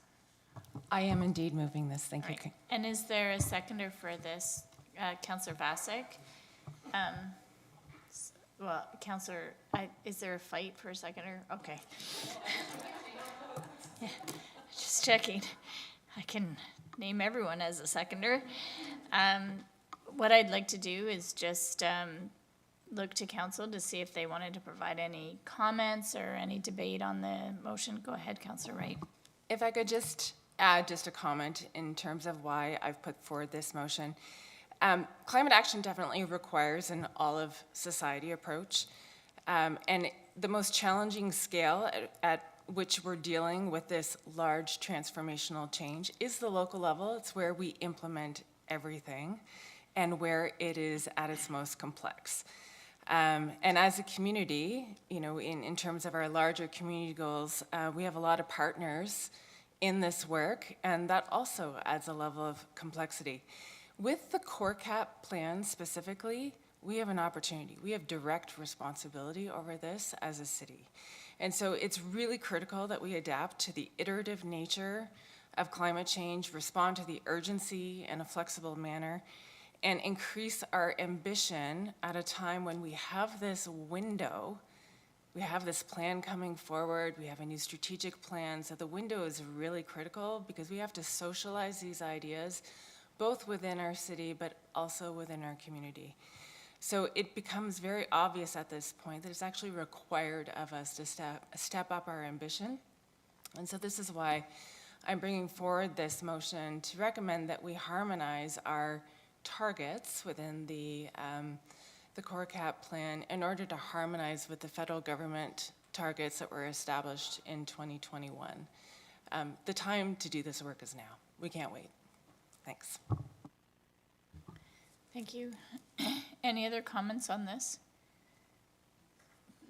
Thank you. I don't know if Councillor Vasek wanted to say anything as a seconder. Okay, but just wanted to say thank you so much, Anna and Sandy, for the report. It was, as others have said, really comprehensive and very well done. So, and thank you, Councillor Wright, for putting forward this motion.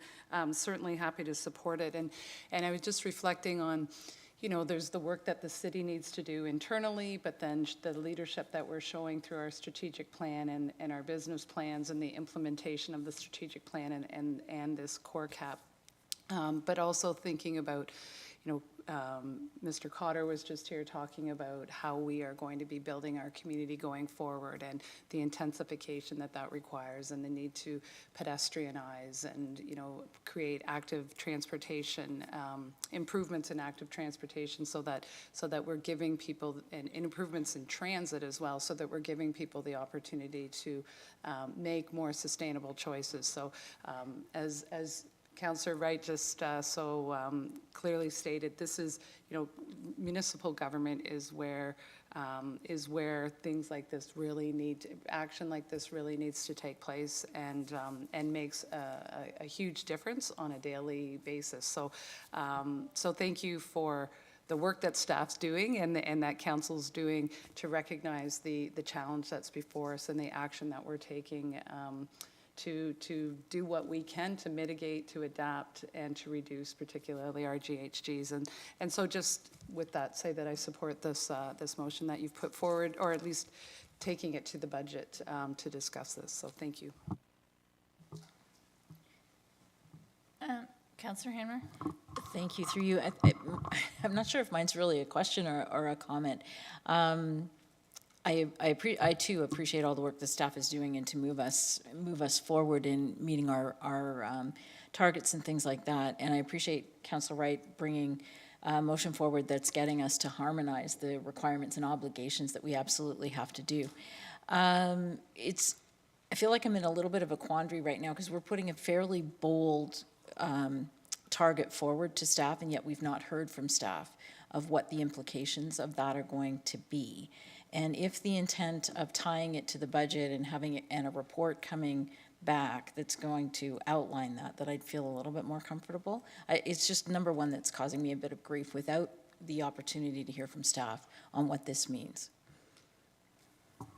And through you, Chair, to Councillor Hanmer, I think the important thing is for us to have factor number 3 in this recommendation, that we do consider the implications. And so certainly this is a conversation that was unfolding with some staff, not all staff, over the late summer. And it's certainly something that staff have been aware of, the fact that the federal government does have this ambition as stated in 2021. It's very much on the radar. It's on the radar of community groups across the region. I wouldn't be surprised if, you know, our leadership does create some contributions to the regional government and other municipal governments taking this step forward to harmonize. So I do think that this is work that is probably underway in a conceptual manner, but we need to move it forward with some urgency. And I appreciate and agree with the urgency that we need to do it. Where I'm stuck a little bit is council is recommending an amendment for a target that we've not heard how staff feel about it. I think it should be harmonized. I'm just curious to know what that's going to look like.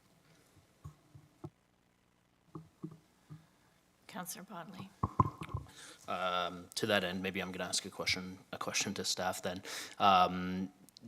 Sometimes you can get sort of bogged down in the target setting piece of things and ignoring the actions and the plan that's coming forward. So my question, I guess, is does a change in the 2050 target, noting that this is not changing the 2030 target either, does a change in the 2050 target impact our ability to bring core cap forward in a negative way or in a positive manner? Have staff considered what the implications of a amended target that is harmonized with the federal government's plans? Have we considered what those implications are on core cap, or broadly from a corporate perspective? Any comments would be appreciated. Sure. Through you, Chair Freeman, to Councillor Bodley. So this is certainly something that staff has been discussing. We knew this was likely going to be an inevitability because we understand that obviously the federal government has kind of changed the target a little bit, and we have to be nimble and kind of respond to that. In terms of the first part of your question, in terms of core cap, the change in the 2050 target does not impact core cap. As Anna noted, core cap is really, the life cycle of this particular core cap is 5 years. It's not to say that in 2029, we'll be bringing forward a brand-new core cap. It could be a revised core cap. It could be, something that is fairly brand-new, because as Councillor Wright noted, the landscape is changing very rapidly. So in terms of your question with regards to core cap, there is no significant impact to core cap specifically. However, obviously there are implications across the city in terms of staff. And as I've noted before, it's not just strategic initiatives that's responsible for this target. We all know that the majority of our GHG emissions corporately are from our facilities, and that's about 70%. So we know also that fleet is impacted. We know that multiple divisions are impacted. However, those conversations have already been happening with staff. I'm going to go out on a limb and say this was not a huge surprise for staff, but to answer your questions and concerns right now, we don't have an itemized list for you in terms of what those implications look like. What does it mean from a resourcing perspective? What does it mean from a financial perspective? We don't know. I have been able to connect with finance staff with regards to the upcoming budget, because obviously we can appreciate that the 3-year budget process is underway. And we're very well aligned in terms of what this target could potentially mean, especially given the approval of the strategic plan back in June. We knew that environmental sustainability and climate action was a major priority for this council and for this city. So although I don't have a specific list for you, the goal right now is to lead a team where we can all be involved as part of bringing forward a report. Again, this is not a one team that can deliver this report. This is a cross-divisional effort. But we have an amazing leadership team here at the city, and everybody has already said this is an all-hands-on-deck approach. A lot of that work has already been done in terms of the modeling. It's a matter of looking at our capital projects as well, maybe some of the projects we weren't considering as part of the original 80% by 2050 target. Maybe we have to take a look at those. So yes, it is additional work, but those conversations have already been happening. That's actually, for me, very helpful. I really appreciate that, and I do think it reflects that changing nature of things. I think that I hope that we've given finance staff kind of enough time to think about how this change affects our budget. I know that we've been working on budget now for a bit, and the financial implications I think are going to be really valuable insight for all of us at council, because from a high level, I think net zero is the only way to go. Is just how do we get there and how fast can we get there, and understanding what the implications of that are is going to be really helpful. I see that Mr. Witzel's taken a seat, so maybe he can help us too to understand like kind of next steps in terms of how the budget process can integrate some of this insight and planning. Thank you, Chair Freeman. So not to give away all the budget information that will be released on December 11th, but obviously with council approving the strategic plan in June, staff have known this was a priority and are looking to embed different options or resources within the budget. So things like ongoing contributions to groups like REAP, who we heard from earlier today, options for how do we start investing in transformational facility changes. So there's going to be potentially something there. Looking at policy change. So if we have an annual corporate year-end surplus, should we be looking at allocating a portion of that to our Climate Action Reserve Fund, CARF? There's potentially an opportunity to have a one-time surplus reallocation. Again, should a portion of that go to CARF and allocate to things like setting up a city EV strategy, both to how should we go about adding the infrastructure and where. So there's lots of things that are going to be coming forward in this 3-year budget. And then in addition to that, once we have a better handle on what will be the new cost, the capital cost of changing this target, so maybe some additional option for council's consideration, whether that's on an over target list or a menu list. The 3-year budget is going to continue to build on the progress that's already been done, but obviously it will not solve of all of this. And so I think just be remiss if we didn't take the opportunity to just mention to do this alone through property taxes and user fees is going to be a significant challenge for the city of Waterloo and all municipalities. So we're putting in our resources and doing our work, but we will be definitely calling on our federal and provincial partners to help us with this. But I think the 3-year budget is going to continue on a lot of the good progress that's been made. And then when we come back in January, we'll have a more fulsome estimate, but that will be a figure that will be evolving over time as we continue to learn more about the technologies and the cost. And so it will not be a final figure, but it'll be a better estimate, and we're going to continue to move forward with it. But I think we can respond to it in December and January, and we already have factored a lot of that in today. So hopefully that helps. And maybe if I can also quickly add to you, Chair Freeman, the business planning process is underway right now as well. So this would give us an opportunity in divisions across the city, and I'm speaking on behalf of corporate communications, but I know that that process is underway, so this would also be an opportunity to look at our initiatives in terms of those that could be impacted by this more aggressive net zero target for 2050, understanding that our initiatives are more over the course of the next 3 years, but it keeps that in the back of our mind in terms of the initiatives that will be moving forward during the next few years. That's great. Thank you very much. And one thing that I've wondered about with regard to this whole, like all of our work as it relates to our climate action plan, I know that we had modified our briefing note template to include you know, items B, C, D, and E, so financial implications, technology implications linked to the strategic plan and previous reports on this topic. And I just wondered whether or not we could consider, and I'm not asking for it today, but maybe consider adding another one's on there, which is the movement towards our climate change targets, because I would really like to know some of the implications of our decision-making and how that moves us towards meeting climate change targets, and I just thought that could be really a useful tool. So I don't know if now is the right time to mention it, but it's been on my mind for a bit. Sure, I can take that to you, Councillor Freeman. I would say that this is probably an ongoing discussion. I think that there are a number of different areas that would love to be featured more prominently as part of our templates. I know that DEI or our READY team is certainly on the list. We're on the list.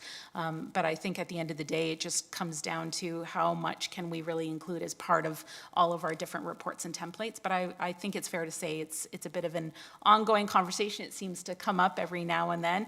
And so it's something that we can certainly take away and look at. If it's not part of maybe staff report templates, is there another way that we can somehow incorporate, you know, looking at our targets, and is there another way we can illustrate that, whether it's even part of our website, our new website that we're doing for our sustainability and climate change efforts. So it's definitely noted, and we'll take that one away. I appreciate that. Thank you. Was there any other comments on this? Seeing none, we have a motion on the floor. All those in favor? That's carried unanimously. Thank you very, very much. Okay, so the next item is funding release for Generation Park for Waterloo West. There is no presentation. Council, did you have any questions for staff on this? Councillor Bodley? Thank you, through you, Chair Freeman. I note that in the discussion around Generation Park, there is the conversation around the dog park, which is of very high community interest in Ward 2 and perhaps beyond, or not perhaps, definitely beyond. The need for dog recreation does not stop at the boundaries of Ward 2 on the West End. I wanted to note, particularly to residents who may be listening or paying attention here, that funding for that dog park was released in February of 2022, and that community expectation was that there would be engagement and construction to have begun by the end of 2022. It is nearly the end of 2023, and none of that has begun. And so I understand from conversations with staff that we've had staffing challenges in supporting the project. And so I wanted to ask the question, understanding that it's not related to this funding release, but because it is highlighted in the report, I wanted to ask the question as to whether or not we can get an update on what community members can anticipate for when the dog park is going to be further proceeding.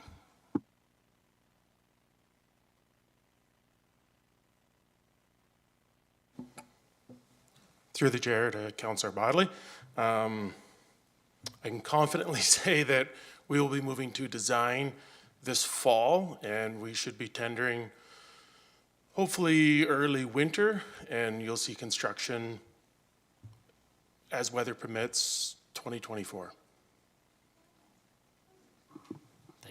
Thank you for that. Just a quick follow-up. Is there still an intention for there to be a community engagement process as part of the designing this fall? Any update on that? Correct, there will be community consultation. Okay, that's great. Thank you, Robin. Appreciate that. And I have one follow-up, particularly since economic development staff are here, is that beyond, I understand that beyond the staffing challenges that we've been dealing with in the Parks Department, that there are some other ancillary concerns around parking related to the site. And I just wanted to ask or signal to economic development staff that I hope that having that parking on the site is not going to be a further barrier to us continuing to proceed with the site for the dog park, particularly because we know that the employment lands are likely going to be underutilized from a parking perspective during the times where the dog park is going to be most used. And so if there are any opportunities for economic development staff as we are proceeding to the sale of the lands to look at some sort of parking agreement with any adjacent potential adjacent landowners on the property. I think that's something that would be a win-win for residents of the community to allow us to develop the site and to make sure that the dog park is as big as it can be given the space that's been allocated to it, and that we're not allocating significant amounts of parking to a site that is already going to have a ton of parking availability around it. Through you, Chair, to Councillor Bodley. Thank you for that comment. I'm sure that we'll be working in concert with the Parks team to identify through their processes as they get into detailed design what parking requirements are and the ability of that site to be able to fulfill those requirements. And we will have to also be looking as we start hearing from interested companies, you know, what their operations entail. Many manufacturing facilities do have shipping, receiving, and 24-hour shifts. So those will be things that we'll have to understand as we look at various parcels and what interests are in those parcels. So we will take that comment back with us. Any other questions? Mayor McCabe? Thank you. Through you, Chair. Just a couple questions. About transit. I know that transit out to that area is a bit of a challenge, but do you know at this point if once that site is fully up and running, have you been in contact or conversation with the region about whether it's going to be transit supported? Through you, Chair, to the Mayor. We have had preliminary conversations, yes, with the region. They are looking at various options as the site develops out. It's very early conversations in terms of their team is looking at it, so they haven't been able to give us a lot of information in response to our questions of them regarding that. So it is on our radar to keep in touch with them. They've indicated they'll be looking at on-demand type service and what have you. So that'll be something we'll keep council apprised of as we find more information. Okay, thank you very much. I think people out in that area, in addition to having transit at that location, there's a need for it beyond that. So yeah, certainly happy. Would be pleased if you would let me know how those conversations are going. And just also a transit-related question. Wondered if the bike lanes that are going to be connected to this, are those protected bike lanes or is it just like paint?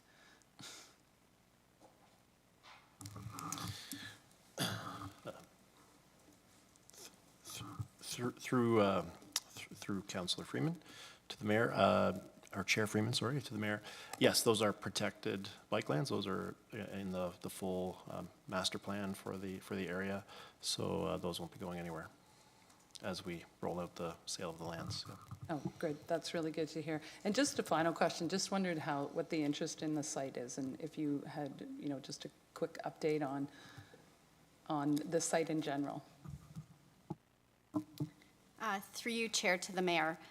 We've had a lot of interest, actually. We've been documenting people that have been calling for over 2 years, asking when can I buy the land? So I fully expect that we will have probably more interest than we have land available at some point. We have about a 1% vacancy rate for industrial land across Ontario, so I think that that's an indication of the demand just generally out there in the marketplace right now.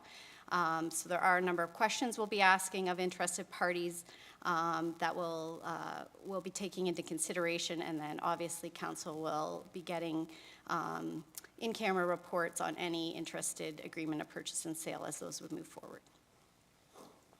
Thank you very much. Great, thank you. Is there any other questions? Seeing none, council, there is a recommendation here. Is there a mover? Moved by Councillor Bodley, seconded by Councillor Rowe. All those in favor? That is carried unanimously. Thank you. Council, we're on to item E, award of RFP 23-15 Security Guard Services. There is no presentation. Staff are here to answer questions if needed. I see Mr. Van Oudegem and Mr. Lobsinger. Any comment? Was it a question or? Chair Freeman, just maybe a question or a comment as well. Hi guys, I'm going to support this recommendation, but I just had a question about the process. Being fairly new here, I know we're asking to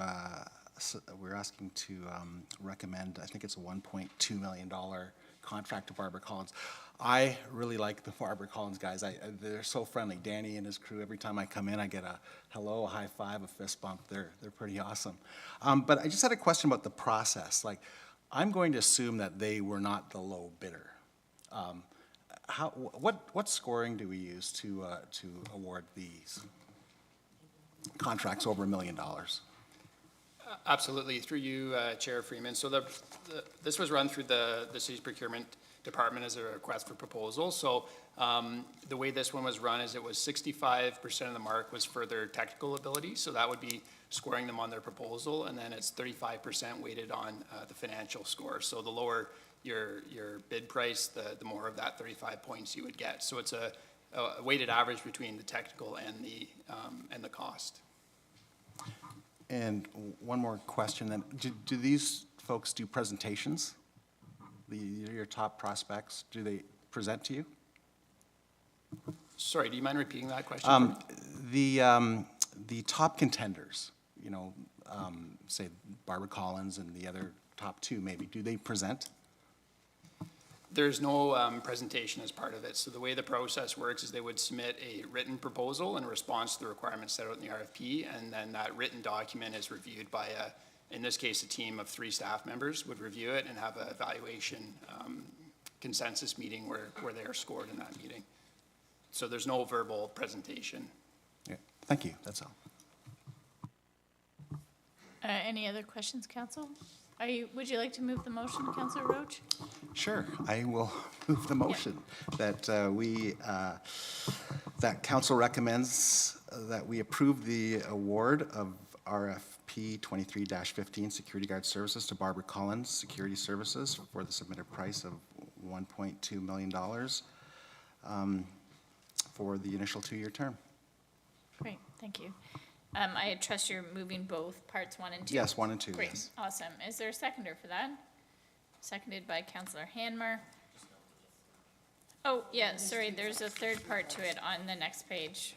Oh, Item that's 3, right, 1, yeah. 2, and 3, yeah, to give permission for the mayor and clerk to sign the agreement. I recommend all 3. That's great, thank you. All those in favor? And that's carried unanimously as well. Thank you. So we are now moving to a public meeting. This is a formal public meeting to consider 9A zoning bylaw amendment Z2306 to remove the holding symbol from 318, 320 Batavia Place and 309, 329, 333 Albert Street, 333 Albert Street Incorporated. Any persons who want further notice on this application, including the passage of any bylaw, should sign the appropriate register in the binder located on the desk at the rear of the council chambers. If there is more than one binder, please make sure that you are signing the appropriate one. Will the clerk please advise council of the method used to give notice of the meeting and the dates notice was given? Notice was advertised in the Waterloo Chronicle on September 21st, 2023, and mailed or emailed on September 12th, 2023, to all property owners within 120 meters of the subject property and to public agencies. An informal public meeting was not held. Thank you. The planner, Rita Zelock, will now give a brief overview of the application. I don't think you have a presentation today, right, Rita? Yeah, so the information's in the packet, but did you want to provide any commentary before we move on? No, I didn't have any comments or a presentation for you. I'm here to answer any questions if you have any. That's great. Council, any questions of Ms. Zelock? Seeing none, I will now ask if there's any delegations that are here today that would like to speak to this application. Seeing none, if there's no more delegations, this formal public meeting is concluded and the application is now open to council for a motion and debate. Councillor Rowe, did you have a motion? I do. I would like to make a motion to approve the application. Whereas council has considered all written and oral submissions from the public and stakeholders, and whereas council has considered the professional opinions of planning staff, therefore be it resolved that council approves staff report IPPW 2023-047, and that council approves zoning bylaw amendment Z 2306, 333 Albert Street Incorporated for 318, 320 Batavia Place, and 309, 329, and 333 Albert Street in accordance with Section 6 of Staff Report IPPW 2023-047. And is there a seconder for that motion? Seconded by Councillor Wright. Is there any discussion, council? Seeing none, all those in favor? That's carried unanimously. Thank you. Consideration of notice of motion given at a previous meeting, there is none. Notice of motion, it's in your packet, council, related to intimate partner violence, and it's a motion by Councillor Rowe. I understand that we have a delegation with us today, Christine Taylor, Jennifer Hutton, and Dejana and Amy from the Family Violence Project.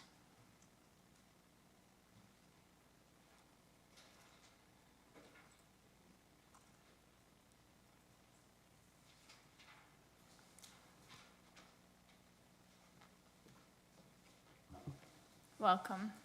Thank you.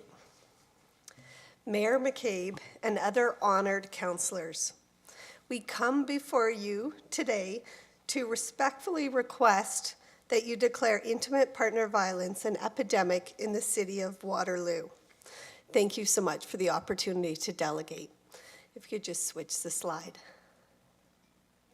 I think you can just press the down button. Oh, okay. I can do that. The There we keyboard. go. Thank you. We're representatives of the Family Violence Project of Waterloo Region.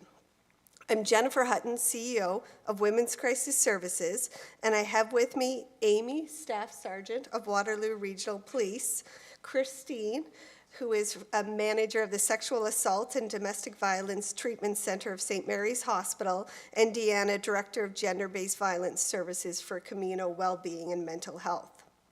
The Family Violence Project was launched in 2006 by 12 partner agencies, which came together in collaboration because they believed that more needed to be done to address intimate partner violence in our community.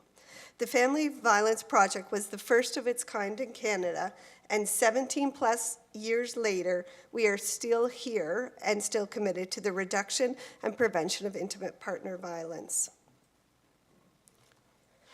We stand before you today regarding the deaths of Carol Cullington, Anastasia Kuzak, Natalie Warmerdum, who passed away on September 22nd, 2015, at the hands of the same intimate partner. As you may know, an inquest into these deaths was held in June 2022 in Pembroke, Ontario. The inquest jury heard from many experts from across the province and beyond, as well as witnesses who were involved in the events leading up to and on that day. They also heard from those working in the field of intimate partner violence, such as the Waterloo Regional Police, and most importantly, from intimate partner violence survivors. The testimony provided throughout the inquest was tragic, powerful, and informative. The jury returned 86 significant recommendations, and it is about these recommendations that we are speaking to you today. We would like to paint a picture for you. This picture is a landscape that reveals the tragic history and nature of intimate partner violence in the city of Waterloo. Like every other community in Ontario and across Canada, intimate partner violence lives in this city. Each day, its harsh realities are brought to bear on its citizens. It destroys families, ruins lives and livelihoods, and causes trauma that can last a lifetime and extend beyond a generation. What does intimate partner violence look like in Waterloo? It is an important question we will answer by sharing some key statistics from the last 10 years so that we all understand the magnitude of this issue in our community. From 2012 to 2022, the Waterloo Regional Police Service responded to 10,134 calls for service in Waterloo involving intimate partner violence. This is an average of over 1,000 calls per year. The number of calls responded to increased by 55% between 2012 and 2022. Over this period of time, the Waterloo Regional Police Service laid 5,102 charges involving intimate partner violence. The number of charges laid increased by 109% between 2012 and 2022.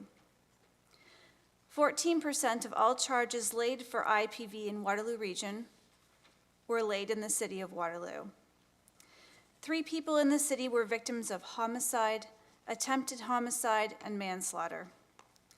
Serious charges for assaults, criminal harassment, strangulation, weapons offenses, and repeated breaches of court order are laid almost daily by the Waterloo Regional Police Service.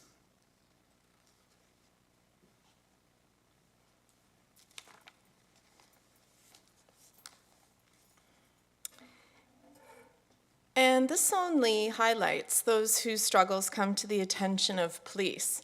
Each year, countless women, children, and men seek support from various social agencies across the region, like the agencies that you have here today. Women's Crisis Services of Waterloo Region between March 2020 and April 22 received 105 calls to their support lines from clients in Waterloo. They provided outreach services to 149 clients in Waterloo, and 21 adult clients and 4 children from Waterloo stayed in Anselma House and Haven House intimate partner violence shelters. Camino Wellbeing and Mental Health, who are here, along with the Counseling Collaborative, consistently supports more than 1,800 clients across the region impacted by intimate partner violence each year, and approximately 9%, or over 160 women per year, are Waterloo residents. Since 2020, the request for counseling related to family violence conflict has increased dramatically.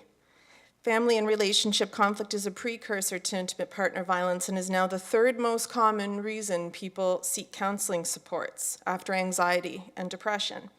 And it's estimated that 33% of incidents of intimate partner violence are witnessed by children, which has devastating consequences on their long-term health and emotional well-being and can contribute to a cycle of intergenerational violence. At the Sexual Assault and Domestic Violence Treatment Center, since 2020, we've observed a marked increase in the levels of violence and injury to victims, of intimate partner violence who present to St. Mary's and Cambridge hospitals.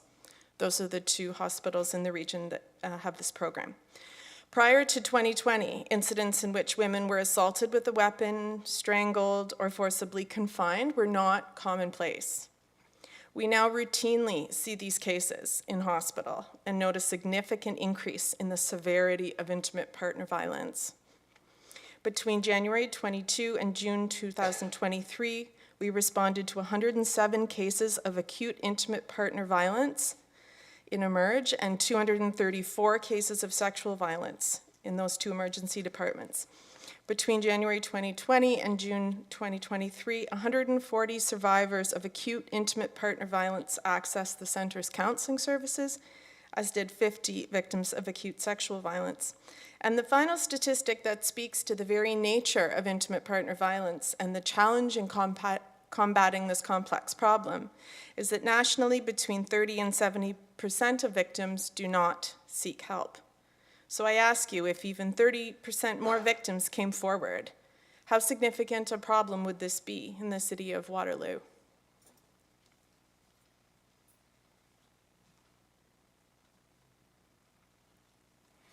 The first recommendation of the inquest jury is to declare intimate partner violence an epidemic. The Merriam-Webster dictionary defines an epidemic as affecting or tending to affect disproportionately large number of individuals within a population, community, or region at the same time. The statistics we just shared on the Waterloo experience make it clear that this definition has been met. As such, we are asking you to make this declaration for the community, for the victims, for the survivors, and for the future. You are not alone in considering this matter. Lanark County Council was the first to make this declaration on December 21st, 2022. Since that time, over 40 other municipalities have followed suit, including the City of Ottawa, Durham Region, Burlington City Council, Peel Region, City of Toronto, City of Hamilton, City of Kitchener, Region of Waterloo, City of Cambridge, and the Township of Woolwich. It is our belief that the list will only continue to grow. The benefits of making this declaration in the City of Waterloo are significant. It will serve as a resounding reminder to all victims of intimate partner violence and their families that Waterloo City Council recognizes their struggle and is here to support them. It will serve as notice to all offenders that intimate partner violence has no place in the City of Waterloo, and they will be held accountable for their actions. It will be a message of encouragement to the employees of all the agencies engaged in intimate partner violence and violence against women work in Waterloo, that their work is integral to the health of the community. It will not cost anything, even though its value will be immense. It will start a conversation locally that will contribute to a movement that is occurring provincially. That being to call on the Ontario provincial government to make this declaration. We sincerely hope that you decide that the City of Waterloo is the next municipality to declare IPV an epidemic. We all know that intimate partner violence thrives in the shadows and in the silence, and we're asking you to help bring it into the light and join your voice with ours as we advocate for change. Thank you so much for your time and your consideration, and if you have any questions, please let us know. Thank you very much. Any questions of the Delegation Council? Councillor Vasek?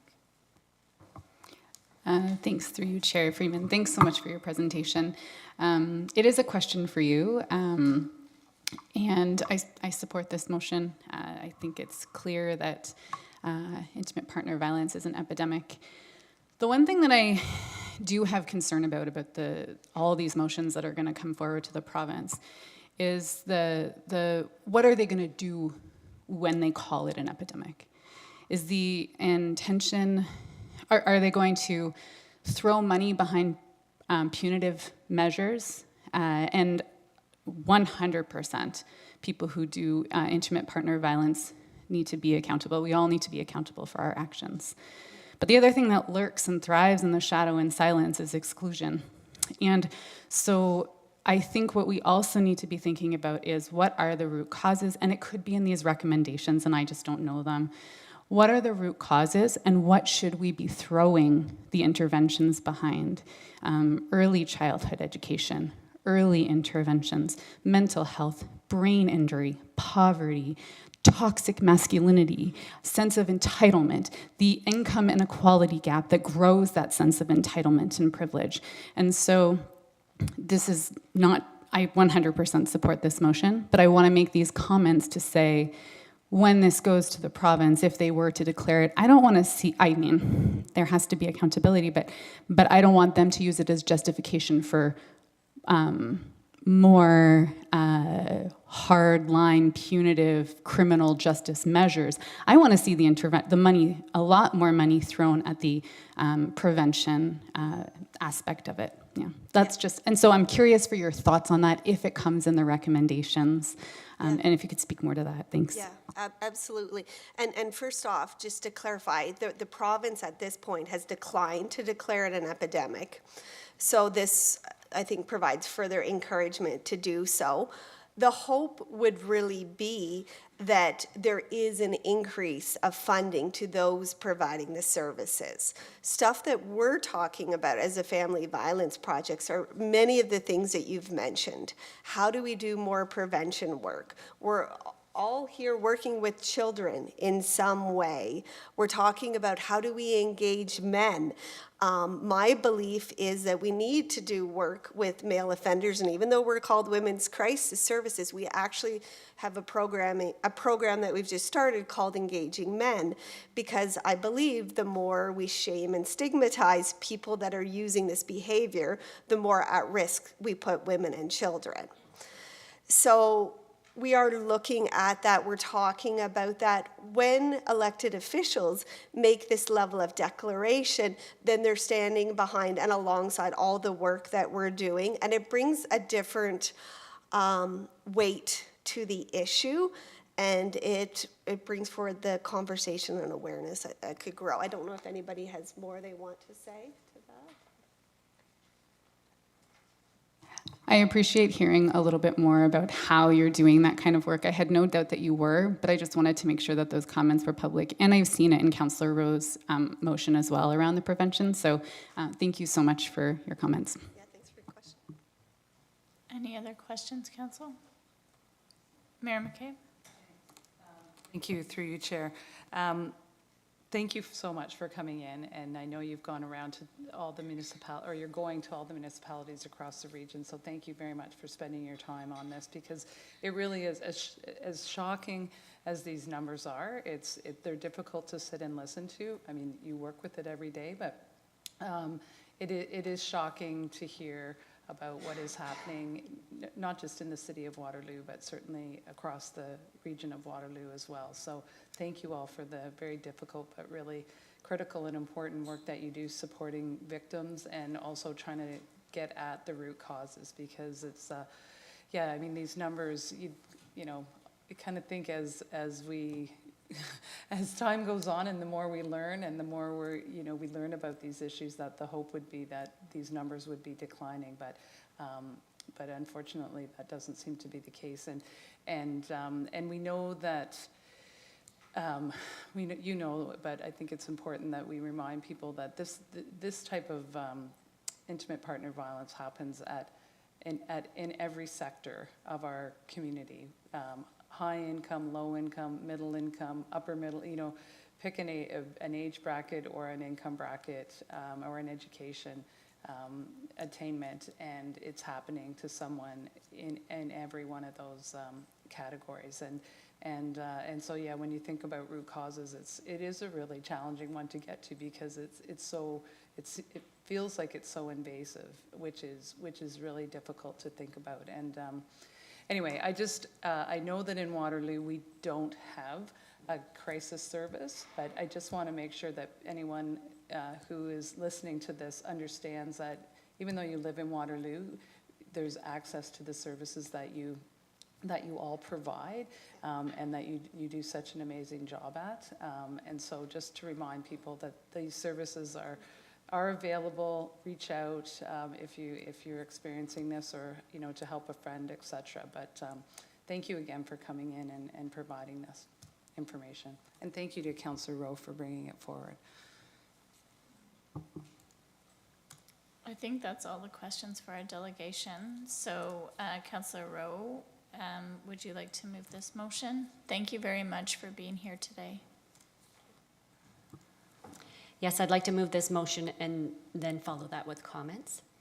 So, And there's a seconder for the motion. Councillor Hanmer. Intimate partner violence motion. Whereas intimate partner violence, often referred to as domestic violence, means any form of harm caused by a current or former intimate partner or spouse in public or private spaces, as well as online, including actual or threatened physical or sexual force, emotional and or psychological abuse or harassing behavior. Persons of any gender or sex can be victims of intimate partner violence. And whereas women are at greater risk of experiencing domestic violence, including severe outcomes and femicide. And whereas on June 28, 2022, the jury in a coroner's inquest held on the deaths of Carol Culleton, Anastasia Kuzik, and Natalie Warmerdam, who were murdered by a former intimate partner, issued 86 recommendations to the province of Ontario aimed at acknowledging and combating increasing levels of intimate partner violence. And whereas every 6 days in Canada, a woman is killed by her intimate partner. And whereas in Ontario, 30 women were killed in a 30-week window between 2022 and 2023. And whereas intimate partner violence has been escalating in the city of Waterloo over the last decade, where Waterloo Region Police Service have responded to 10,134 calls, or an average of 1,013 calls per year, laying 5,102 charges involving intimate partner violence, or an average of 510 per year, an increase of 109%. And whereas racialized women and Indigenous women experience disproportionately high rates of intimate partner violence.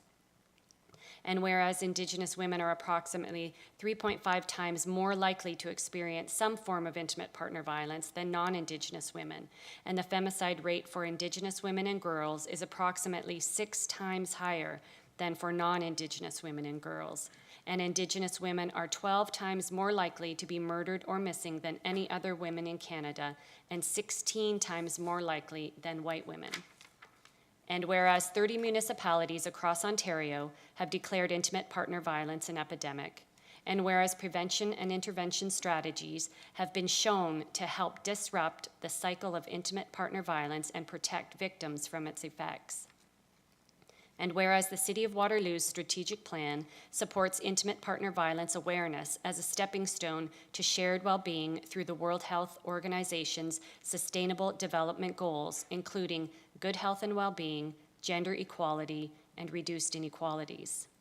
Now, therefore, be it resolved that the City of Waterloo declares that intimate partner violence is an epidemic for all persons regardless of gender or sex, and that the Province of Ontario be requested to declare intimate partner violence an epidemic, and that the Province of Ontario provide additional funding aimed at preventing intimate partner violence, and that the City of Waterloo continues to support the Region of Waterloo's Community Safety and Wellbeing Plan, and that this resolution will be circulated to Doug Ford, Premier of Ontario, Charmaine A. Williams, Associate Minister of Women's Social and Economic Opportunity of Ontario, Marcy Ian, Minister for Women and Gender Equality and Youth, local area MPs and MPPs, and all local municipalities.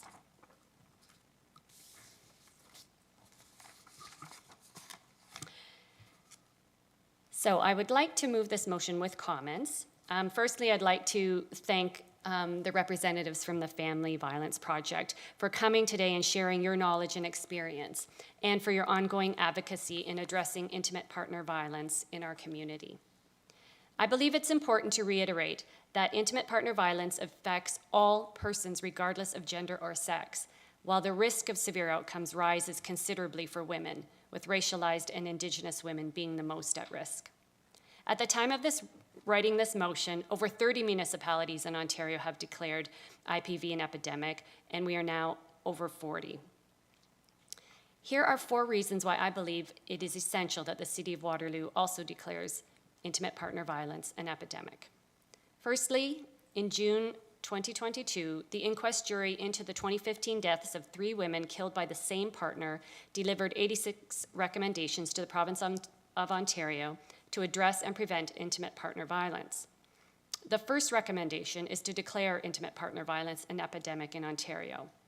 By declaring IPV an epidemic in the City of Waterloo, we openly recognize and acknowledge the shocking increase in violence and its impact on the health and well-being of our residents, and urge the province of Ontario to do the same to facilitate system changes aimed at support, prevention, and disruption of the cycle of intimate partner violence.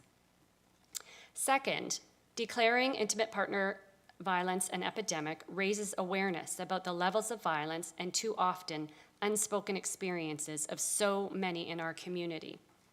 Shining a spotlight on the issue and naming it takes the power and shame out of silence and reminds victims and their families that they matter and they are not alone. Third, by declaring intimate partner violence an epidemic, the City of Waterloo also recognizes local service providers' hard work and dedication to the safety and well-being of community members at risk. The emotional labor required to assist those in crisis and work on prevention is enormous, and recognizing the commitment of frontline and support workers is essential to an effective community approach to addressing this crisis. And fourth, declaring intimate partner violence an epidemic is critical to ensuring this issue is kept on the agenda at local, provincial, and federal levels and in local conversations. Intimate partner violence won't go away on its own.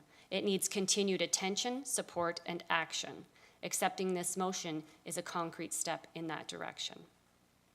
In closing, according to Statistics Canada, more than 4 in 10 women have experienced some form of intimate partner violence across their lifetimes. 4 in 10, and that's just women. That means intimate partner violence isn't happening out there somewhere to someone else and to someone you don't know. It's happening here. It's happening in our community to people you know or know of. That means it could be happening right now to you, to a family member, to a friend, a neighbor, or a colleague. Whether we realize it or not, we all know someone who is or has been impacted by intimate partner violence. I encourage my fellow council members to join me and declare intimate partner violence an epidemic. Accepting this motion will bring attention to this serious issue. It will urge the Ontario government to declare intimate partner violence an epidemic in the province. And most importantly, it will ensure that victims of intimate partner violence feel supported, free of shame, and have hope for the future. Thank you. Thank you. Council, other comments? I have one. I will tell you that I went to school with Natalie and the father of her children, Frank. And so when she was killed, that was quite profound. For Peter and I, we lived in residence with both of them. And so it felt very real to us, and it was very difficult. In fact, Natalie was a very, very close personal friend of my husband's, and so it took him quite some time to kind of navigate through that loss. So intimate partner violence doesn't just affect the immediate family, but it's that much wider circle of individuals whose lives have been touched by those who are victims. So I certainly support the motion. I didn't well prepare myself as a reminder of Natalie being part of this motion today. I read it and sometimes I can read through it, but it didn't happen today that way. So with that, is there any other comments? So all in favor? Okay, that motion's carried unanimously. Thank you to those that presented today. Really appreciate you being here. And I apologize to Deanna for saying your name wrong. We're on to communications and correspondence. There is none. Unfinished business, Council? I see none. Oh, sorry. Oh, yeah, notice we're... I didn't see, like, we passed by consideration of notice of motion given at a previous meeting. Oh, okay, so still under notice of motion. Sorry, my apologies. Councillor Bodley, did you have another notice of motion for today? Yes, thank you. The notice of motion is up on the screen. I don't believe it's appropriate to necessarily discuss and vote on it today, so I put it up for consideration for our council meeting on October 30th. It can be read in the revised packet, the regular packet, and is up on screen now for discussion in 2 weeks' time. It's October 30th, right? Or is it November 30th? October 30th. Okay, good. I thought I heard you say November 30th, but maybe it was just me. Okay. Thank you. Was there any other notices of motion, council, we should be aware of? Okay, seeing none. Communications and correspondence, there's none. Unfinished business, council? None. Questions? Seeing none. Under new business, Councillor Hanmer? Thank you, Chair. Through you, I just have one very quick shout out to a program that was launched on Sunday morning. It was a New Canadians program for children the age of 7 to 9 to learn how to play hockey. And the smiles on the faces, if you want a place to go Sunday morning, 10:30, Albert McCormick East Rink is the place to be. The kids had an absolute blast. It was a partnership with Rangers Reach and also University of Waterloo and Wilfrid Laurier from their students and women athletes. So it was really quite something to see 17 kids who had never been on skates or wearing hockey equipment all on the ice having a blast. So shout out to the organizers. Thank you. Councillor Roach. Also at Albert McCormick this Friday. So Friday between 5 and 8 at the Albert McCormick Community Center, the Lakeshore South Community Association is hosting a harvest celebration where they're going to share food, seeds, recipes, their harvests, and so that's going to be quite great. So this Friday between 5 and 8. Thank you. Councillor Vasek. Yeah, as you all know, I went to Newfoundland for the Creative City Network Conference, and it was spectacular to be in Newfoundland and to be by myself. And but the conference itself was put on by the Creative City Network of Canada, and they're a nonprofit that supports municipal arts and culture and creative industry workers. I just want to highlight 3 things. The first that I thought was really exciting and really nice to watch is because I'm not an municipal arts and culture worker. I'm a counselor, and so it's not my field, so I kind of got to experience it, but from a step back, which was sort of neat. And that what I got to see was the connections that, like, arts and culture workers nationally have, the kind of connections they've made. It's all small staff teams across Canada, but they connect with one another to build these really strong relationships of support. And that kind of manifested in one of the presentations that Sonia from our public art, she does public art at the city, she and a colleague from Saskatoon did a great presentation about, you know, the kind of mistakes that you make, the unexpected mistakes that you make.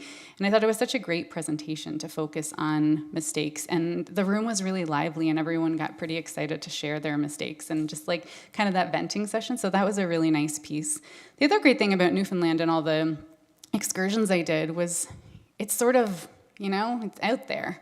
So they've done a really great job of highlighting their local history and heritage and their own traditions. And so the few things that I saw there, and you know, and also their Indigenous and Inuit tragedies, really, where an entire Indigenous community, the Beothuk, were like eliminated as far as they know in the 1800s, and so.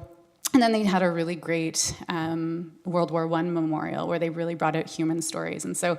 It was just neat to experience. It's always neat to experience that in other communities because it makes me more curious about Waterloo. You know, you live somewhere and you get a bit stagnant and you kind of take it for granted. So it made me more curious about here. And then the third thing was I went on a really cool living heritage tour where they were really highlighting their mentorship program. So they have experienced people in instrument making and wooden boat making and something else I'm forgetting right now. Mentoring younger people to keep kind of the more traditional, traditional arts and crafts and things like that going. And I thought it's a really neat model where we probably also want to be thinking about a municipality, but sort of that intergenerational mentorship and relationships as well. So I brought back lots of stuff, and I didn't even go to all of the sessions. I did spend some time binge watching TV on a hotel bed by myself. And I assume that the arts and culture team also brought back some really great learning. So I think it was a totally worthwhile trip, and I was really excited to go, and I'm hopeful that it brings back neat things to our city and region. Thank you for that overview, Councillor Vasek. That's great. Was there other things here? There was just two things I wanted to mention. So one, I just wanted to let everyone know that clerks reminded me that it's local government week this week. So I really did want to seize the opportunity to recognize that as council, we're really well supported by an amazing staff. And so local government really starts with that positive relationship between council and staff. And so I just wanted to shout out to staff and to council that we play a really important role. And someone told me one time that never underestimate the difference you make at whatever level of politics that you work at. And I think that it's really true to say that local government is closest to the people and that we make really important decisions. So thank you for all that you do. And the other thing I wanted to mention was that this was the last weekend for almost a month-long German Heritage Festival. And I think that Oktoberfest is really starting to look at ways that they can do more in the community, and it's not really just focused on festival halls and kind of the festing thoughts, but there was some great experiences for family on Family Day. They did Dogtoberfest this year. The market that we had here in Waterloo was awesome. I love the creative people that come to our market to sell their products. I know that Rook's there every year, and that they work really hard to produce products for sale there. So it's so amazing.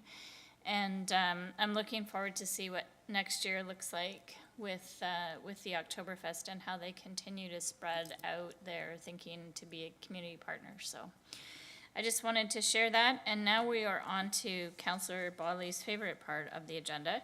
And I was looking to him to enact those bylaws, if he's willing. And is there a seconder for the bylaws? Councillor Rooch. All those in favor? That's carried unanimously. Thank you. And Mayor, would you like to adjourn this meeting? Awesome. Motion And to a adjourn. There we go. Seconder for that, Councillor Wright. All those in favor? That is also carried unanimously. Thank you so much, and have a really great rest of your day.